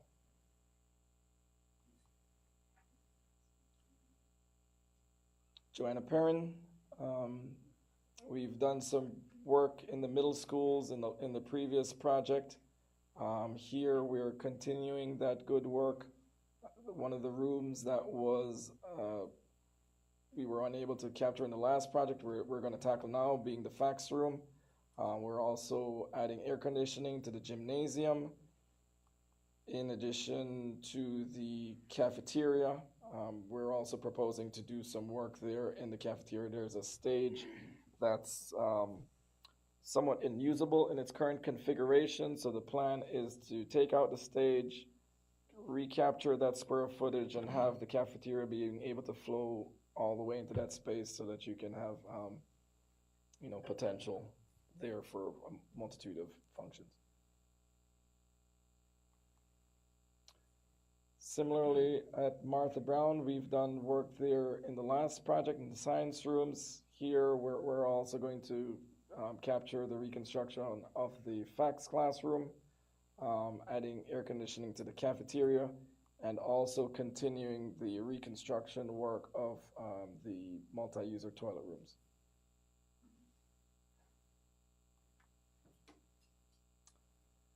All to the tune of, the dollar value that we've estimated and looking at there. Mark, you want to take it? Perfect. Our group has been working. Thank you. Mark Esposito with Campus Construction Management Group, graduate of class 99. So our group has been working, I think we've done 7 iterations of estimates as this process has been ongoing since July.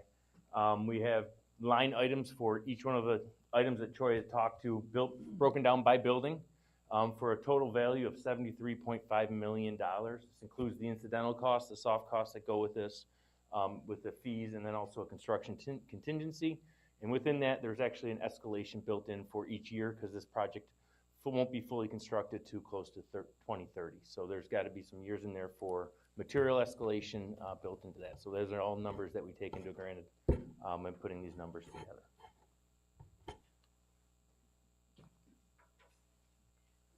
Thanks. You want to do this?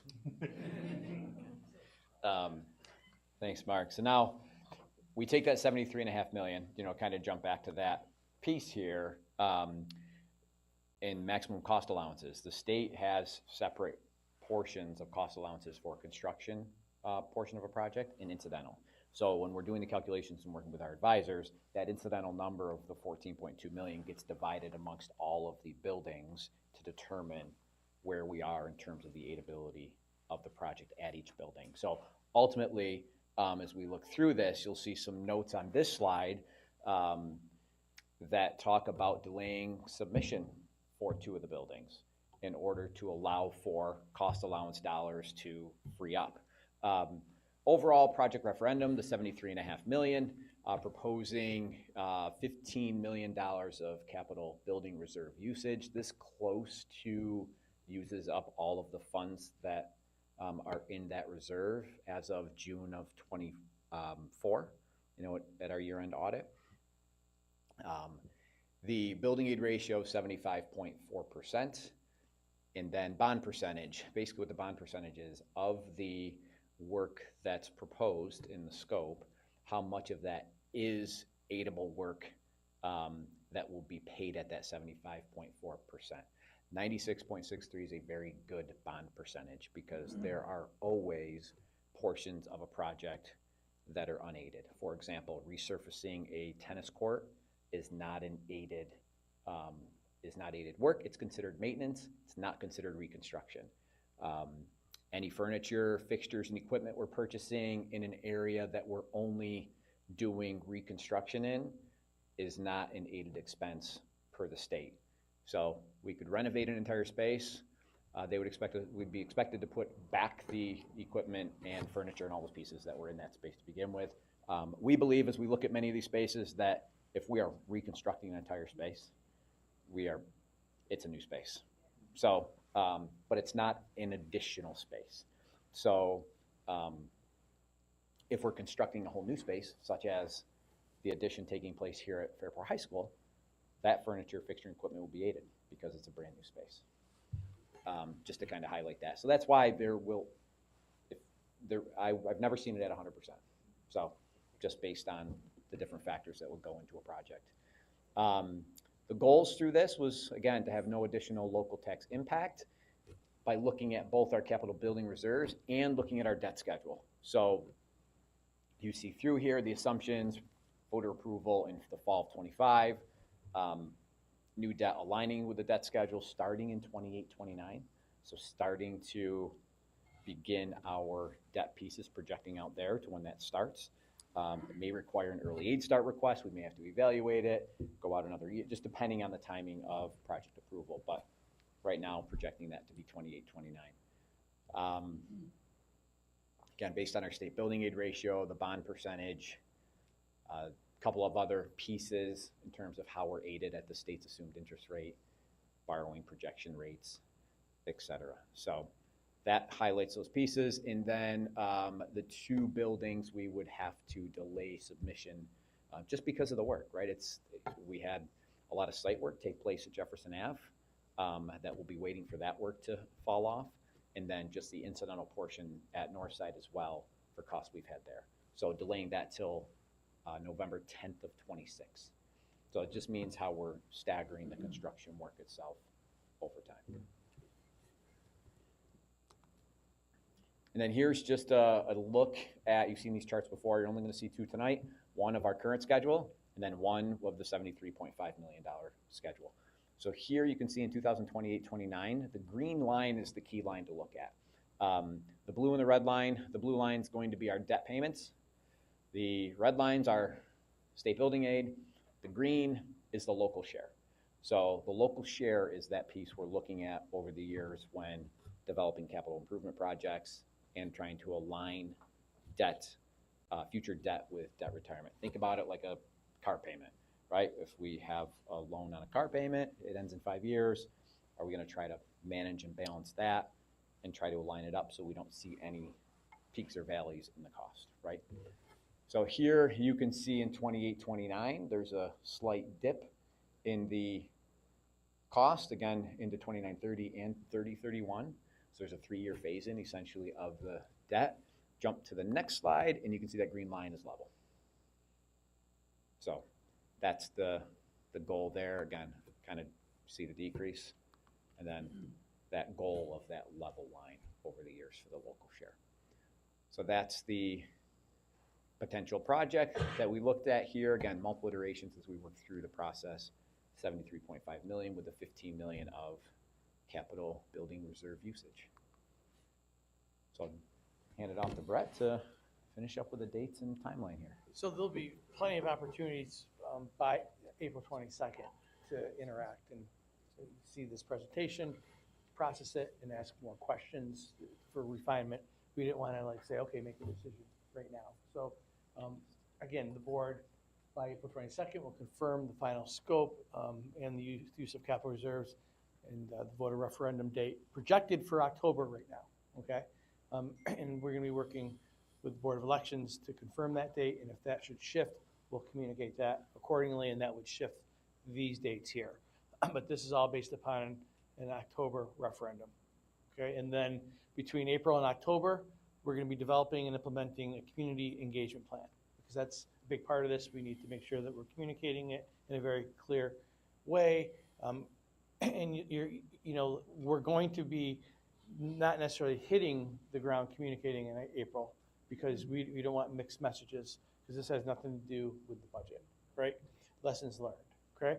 So between April and October, there'll be discussions the board will have in public session. We'll have an opportunity for public comment, informational nights, and so on and so forth. We'll come up with all sorts of creative ways to engage the K-8 and 9-12 community. And then June 17th, at the Board of Education meeting, the board, if we continue to move down this path, will adopt an initial seeker resolution and determine the lead agency. We've done this before. This should look familiar. And then in an August Board of Education meeting at a date to be determined, adopt seeker determination and proposition resolutions. Again, we need, if we're going to do an October vote, that's the timeline that we need to follow. Does all this sort of sound familiar? I mean, there shouldn't be anything new. I hope so. That's the goal. And I assume if you had any specific questions about the fiscals, by all means, this would be an opportunity to ask some questions. But again, we've talked about it. I just have a quick question about the scope. There was one thing that stood out that didn't look familiar to me, and that was with Joanna Perrin.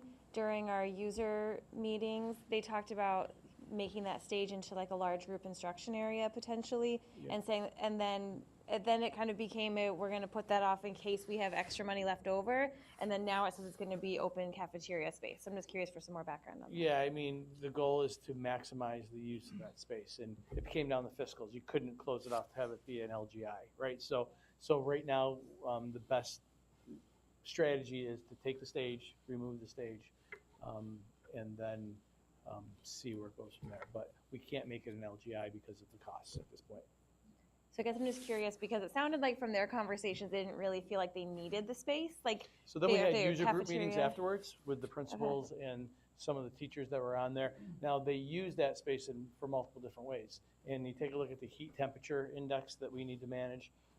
We may be able to get a couple of classrooms in there, but right now with the stage, you're not gonna be able to do that. You can use more of the cafeteria to spread kids out.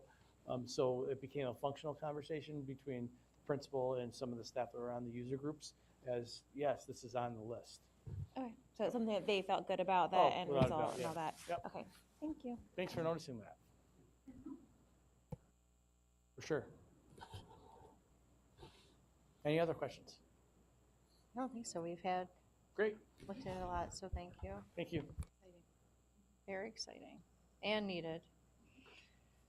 Okay, so up next, we're going to do our board discussion action items. And up first is a discussion related to the zero emissions bus proposition. I don't think we're going to have any action here, but we did just look at those, and I know that we've had some discussion prior about. Can you pull the proposition back up for the screen? It was in the non-instructional budget presentation. Okay, gotcha.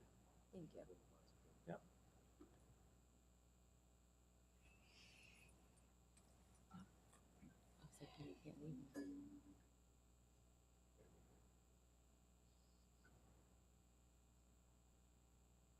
Yeah, it was all the way down. Thank you. Slide. I can't. And I know we've had many conversations and workshops and in meetings regarding the current state of Have a good night. Thanks, guys. zero Thanks, emission guys. busing. Thank you. You are free to go too. If you want, don't feel bad sneaking out. It's late. Nope. We won't take it personally. Thanks for coming. I know. If you have questions, please reach out. You can always catch us online. Yeah. So when you get home, we'll still be here. So.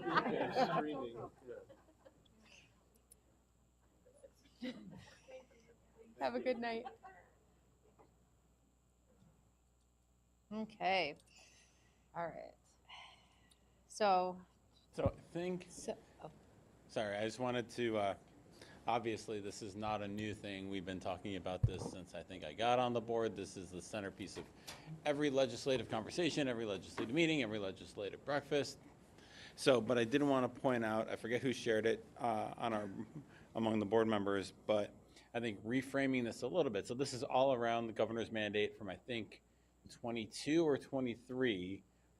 It was 22, it was in her 22 budget, mandating districts start buying electric buses starting in 27, and then all buses must be EVs by 2035.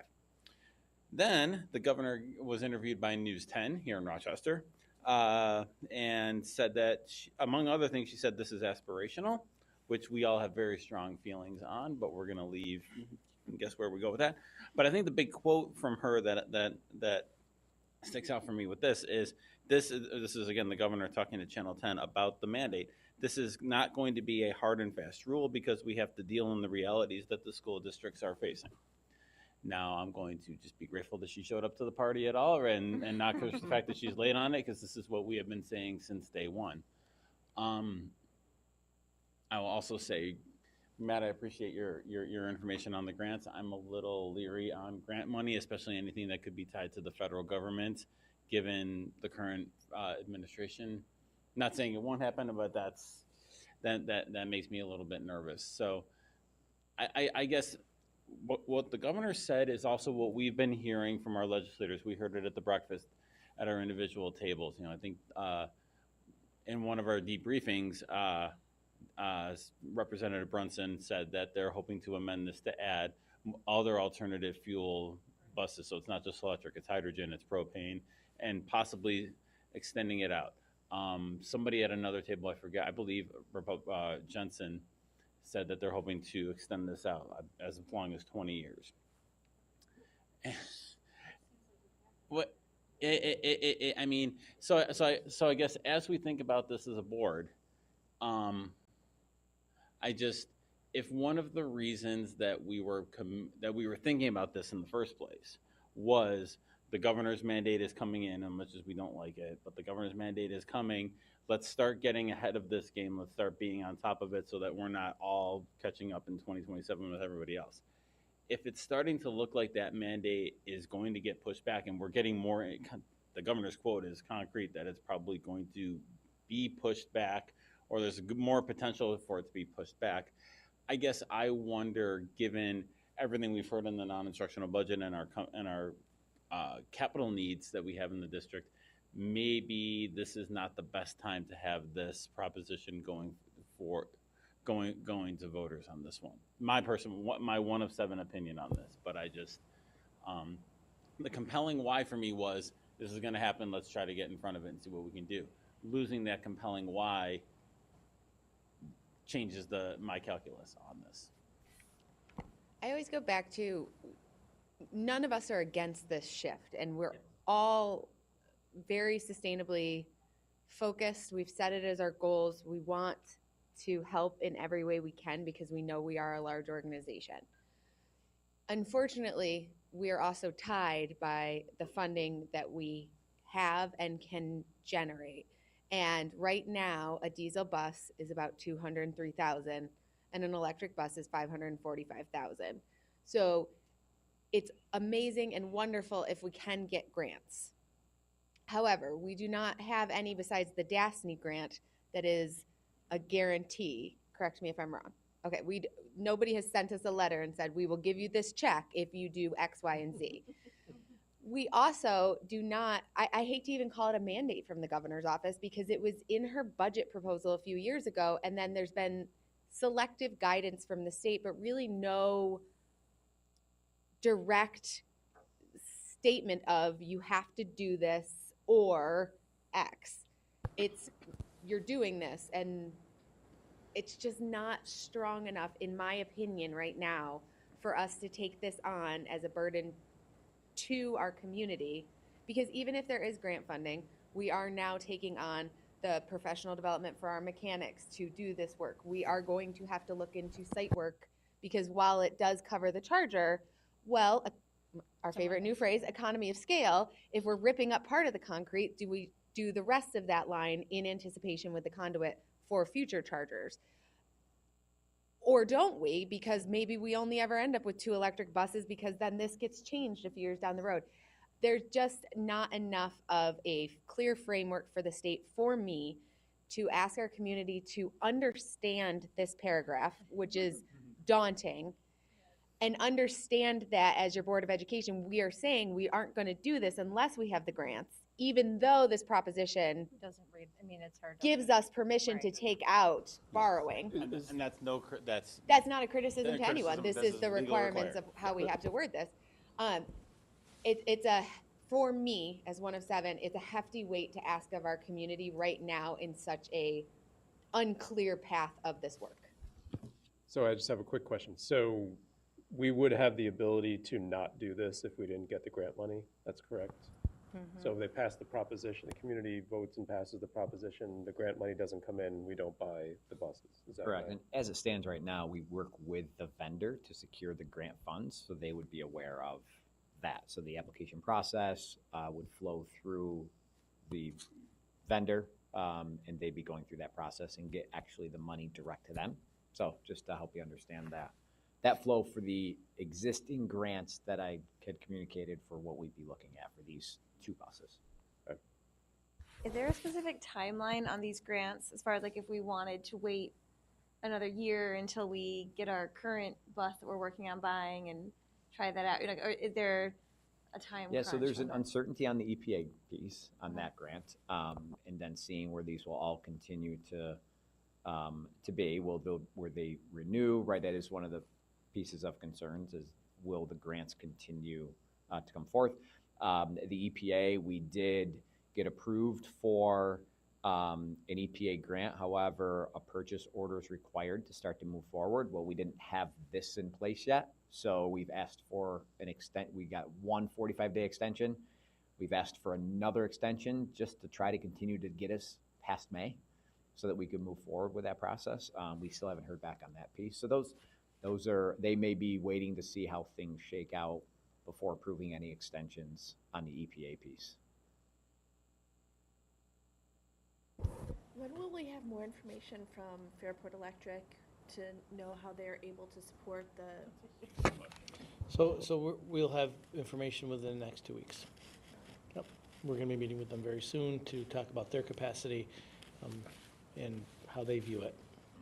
Yep. Thank you.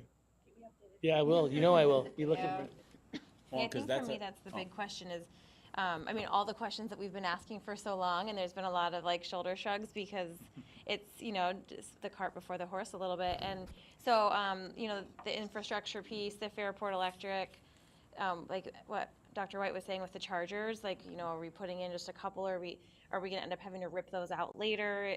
If we're doing this, piecemeal, have we identified which bus routes would be ideal candidates for that? Have we tried out or heard from others in the area how it's working in the winter using electric buses? Or are we gonna buy these super expensive electric buses and have them like sit in the parking lot all winter long, which is long here?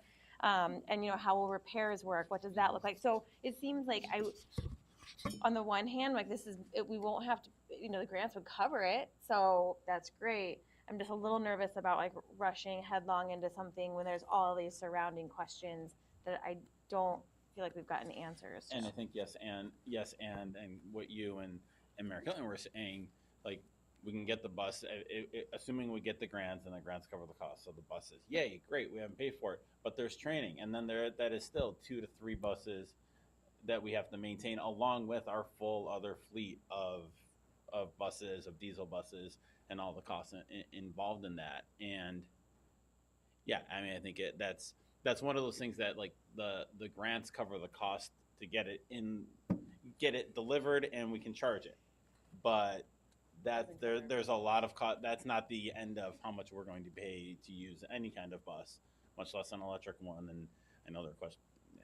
So the users, we're meeting with officials from SED and the governor's office, and they expressed all of the questions that you asked just now about PD, about utilization, the practicality. Sure, how does it work in different climates, different terrain? So, and we didn't get answers. I know if you were talking to Pete Marini from the bus garage, they really shared what they thought, and they didn't leave feeling satisfied. So I think that. Yeah, I was able to talk a little bit with him as well, and that was. And for those who don't know, he's our head mechanic. Yes, our head mechanic. Yeah. So I mean, I think there's just a lot of things up in the air, like you mentioned. What could be coming down the line that would be acceptable? There's just a lot of questions, and I will say, just talking with different legislators last year, and I think you guys will remember. Jen Lunsford said that, yes, we're moving forward. It felt very firm, and I was kind of shocked, like, oh my gosh, they're not, concerned. They're not hearing us at all. Right, like, there's not enough buses, there's not enough chargers, like, the whole logistics not going well. This year, it seems like a different take on it. So I think across the board, we're not being told it that. wasn't even addressed in the governor's state. She didn't say not a word about it. Yeah. Which is, So I think. Is there anyone asking for this besides 2022 Governor Hochul? Like, are we hearing from the people in our, the people who work in our transportation department, our mechanics? Are they saying like, yes, we could take on some buses, they'll work for these routes, or what are we getting? It's more caught up in the politics of the movement. And my sense on it, Rich, is that there are a lot of there have been a lot of people who I think, like a lot of us, support the idea of electrification of fleet and support this kind of. Of course, right. Yes. But right now, theory, but yeah. right now, every conversation I've been in, and all of us have been in about electric buses since 2022, have been, I think the frustration that Brett, you shared is the same thing. We've been asking the same questions for 3 years, and we've been leaving the same meetings with shrugs and, well, there are grants available. And Mary Caitlin, to your point, both Jen Lunsford and Harry Brunson have both, we saw that shift at the legislative breakfast and talking to them, where they were very for it, very in favor of it. And this year they see the there's been a definite shift in that. So again, that's kind of fueling all the, Yep, that's helpful. I will be interested to see, so we are still moving forward with the one bus, right? So, so I think that will be interesting to see how that goes and try it out and get user feedback, just knowing, it was so interesting to see, you know, the cost comparison that we can, all 9 buses versus 2 electric buses, you know, so to be able to kind of have a little bit of a proof of principle experiment here. Well, and the one bus, you know, that's a good starting place. That's a good to see how an electric bus handles a Fairport winter, what routes it can do.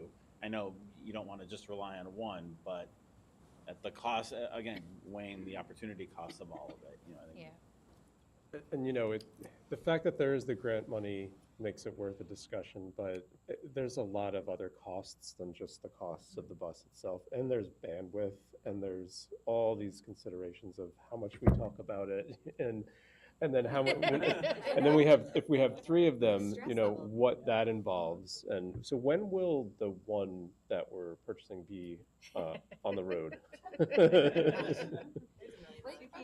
We just got through some of the signing pieces that they have continued to send through. So we'll have to reconnect with them and see if they're sending us the money. Do we need to do a purchase order to have them send us the money? We're going to drive it down and do like a ribbon cutting.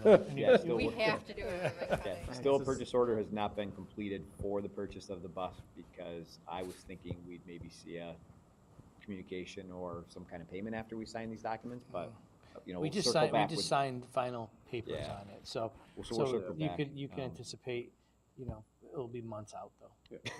But you will know. So that's great, good to know. And then I just feel like we haven't been able to answer the question, like, why now for these 2? And I'm willing to listen to answers, but I just feel like I just don't have it yet. It almost feels like we're floating out there, and there's no like direction of what we need to do and how to do it and with what support. So I agree.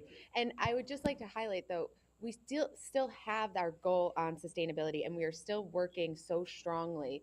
We have, you know, the K5 composting that was rolled out this year. A lot of the work our sustainability committee is doing is not be all end all with these zero emission buses. Like, there's so many things we can continue that I would love to put our stress and manpower on, that we don't have to. And our $1.1 million. Yeah, like there's just And I don't want to belabor this point too much, but one of the frustrating things from a sustainability standpoint is this has sucked all the energy and all the oxygen and all the focus on sustainable schools for the past couple of years on, electric buses. And there's so much more we can and should be doing, and so much more opportunity to do little stuff and big stuff rather than just this big overarching goal.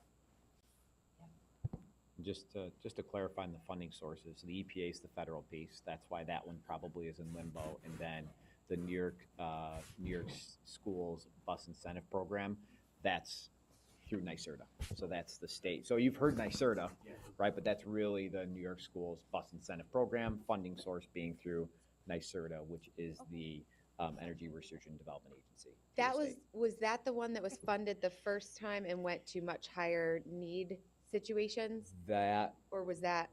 That was EPA. Okay. Don't quote me on that. No, I was trying to remember the VW diesel money was supposed to go to something. Yeah, they still have levels of the high need piece So in terms of the levels of funding. So but both did, right? So what we found is the more we engaged and filled these out, the more wiggle room they gave us, because we didn't qualify on its face for both of them, but they were encouraged to apply anyway.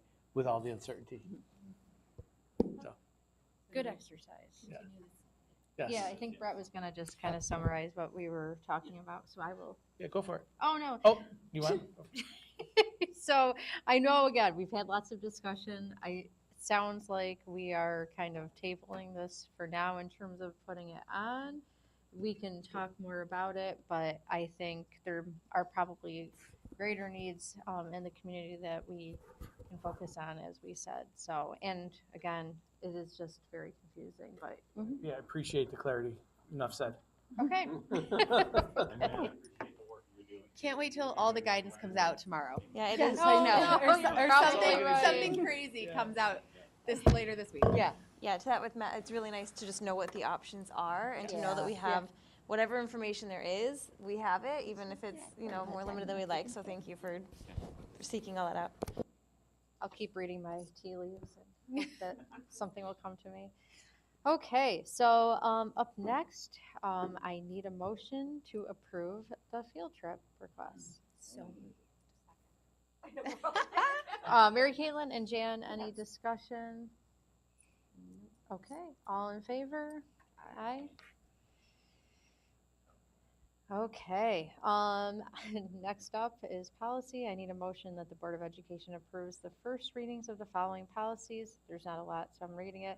3241, 5681, 5683, 6215, 7212, 7670, and 8270. Lisa? Nicole, discussion? Just to give a little situation, if you're not on the policy committee, a lot of these were our fall 2024 updates from Erie 1 BOCES. That includes the Title IX, the evacuation lockdowns, and school safety. Those all came out of there.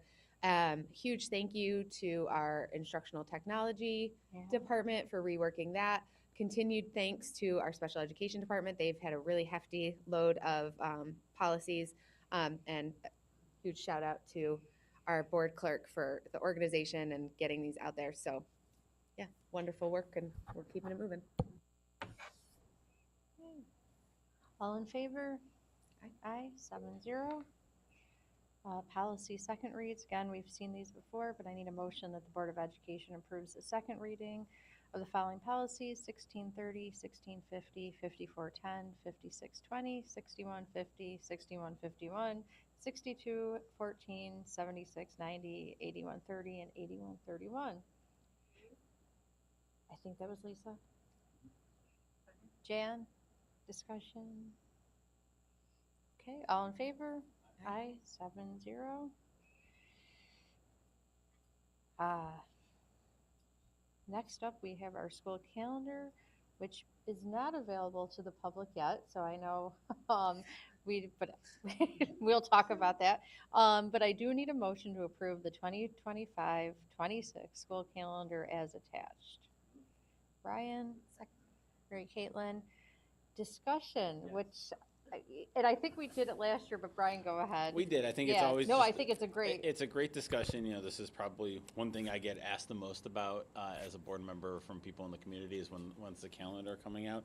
And I know we approve it, and I know there's work that goes in behind the scenes. But Brett and maybe even Doug, if you guys, I know we've been here a while, so like top level, like how does the calendar come together? What work goes into getting us? It's developed in the BOCES, 101, 102 BOCES, Okay. and we get it December, January. This year we got it in December. So there's 180 student days, which includes 4 conference days that we're mandated to achieve. It's not a one-to-one because it's not apples for apples, because every district has different contractual obligations, right? And every district has different variables that influence its calendar, whether there's religious observances or teacher-related work days or contractual days. So you have to balance all that. And in Fairport, we collaborate with educators, Fairport Educators Association, to come up with a calendar that's palatable. Information's given to me, and I make decisions based upon all those variables. Now you need to also manage the state holidays that are coming about relative to the local contract commitments that we have for all of our employees. Again, those are things that people aren't really concerned with, but those are the variables that influence our contract. Oh, and by the way, the emergency days. They're not necessarily snow days, they're emergency days because it could be a water main break. And so we need to manage all those components and put. Yes, it could, yeah, the wild, yep, the smoke. So there were all those things that we take into consideration, and it is a process, and it's governed by strict guidelines from the state, so we can maximize state aid. And we will communicate, end of the year, last days, based upon how we move through the school year without using emergency days. Right, and I know that we also need to know, like, the region schedule for next year. Which we don't have right now, Which we don't have right? yet, so that's another consideration. So when this does go public, there won't necessarily be that specific information because we're still waiting on the 2026, which, can't believe I'm saying that. I know. Region schedule. And it looks a little different every year, so, with dates. So we're gonna be communicating this to school members and the community by Friday in my update as well, so. Thank you, because I know that's gonna be a big question. Okay, all in favor? Aye. Aye, 7-0. Okay, I need a motion that the board approves the resolution for standardization as attached. Lisa? Brian, any discussion? All in favor? Aye, 7-0. Well, we talked a little bit about this earlier, but I need a motion that the board accepts the single audit report for year ended June 30th, 2024 as attached. So moved. Mary Caitlin, Jan, discussion. All in favor? Aye, 7-0. Mary Caitlin touched on this earlier. I need a motion that the board accepts the extra classroom activity funds financial report for year ended June 30th, 2024 as attached. Lisa? Second. Rich? Discussion? I think I asked this last year, how and when is this communicated to the pertinent organizations, like the student groups? So if there are actions that need to be taken, they're communicated immediately. It's like we don't hold on to that. You'll see Mr. Stevens or Mr. Eckhart go into buildings and meet with advisors, meet with principals, meet with secretaries who are responsible for it. So it's an ongoing process. Is it like brought to student groups too, Yeah. or just kind of like their advisors? Well, again, it's communicated, and if we can align with the student groups, great. But if we get to the advisors, then the advisors would then communicate. That's why the advisors are so important. Thanks. Okay. All in favor? Aye, 7-0. I need a motion that the board approves the corrective action plan for extra classroom activities funds financial report for year ended June 30th, 2024 as attached. I think Nicole and Brian. Okay, discussion. All in favor? Aye, 7-0. Okay, which brings us to personnel. I need a motion to approve the following instructional staff actions as recommended by the superintendent of schools.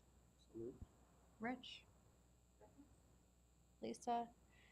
Discussion. I am just gonna mention that, we do have, a length. 21. A lengthy list of folks that will be retiring, this year. Personally, there's a lot of folks on here that my kids have had over the years, so, happy for new beginnings for many of these folks, but sad to see them go as well, and hoping that they will become subs, which I'll bring up at our celebration that we'll have later this year. But I know, Brett, did you want to say anything? Yeah, I think there's just an incredible, I don't have the years totaled up. We'll get the years totaled up, but there's lots of. More than 500. There you go. Thank you. More than Yeah. 500 years of excellence in building memories and connections with students and embracing our Fairport mindset. So we'll be looking forward to celebrating their work and their careers over the next several months. Absolutely. All in favor? Aye, 7-0, kind of reluctantly. But. I need a motion to approve the following non-instructional civil service staff actions as recommended by the superintendent of schools. Lisa? Second. Nicole? Discussion on this one. I know there is one retirement here, I think, from the transportation department, so I'm not sure how long Ellen has been with us, but I know we'll probably recognize that later too. Yeah, they'll be part of this celebration in April. Yep, I see it right there. Yep, Ellen Hines.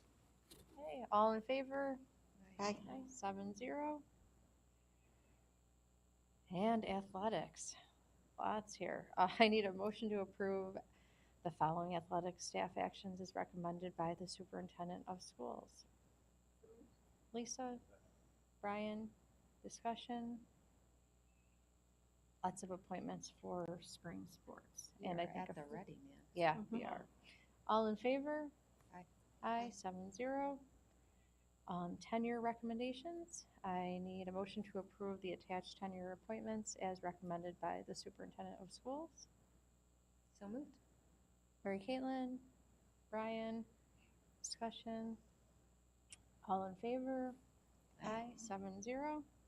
Congratulations.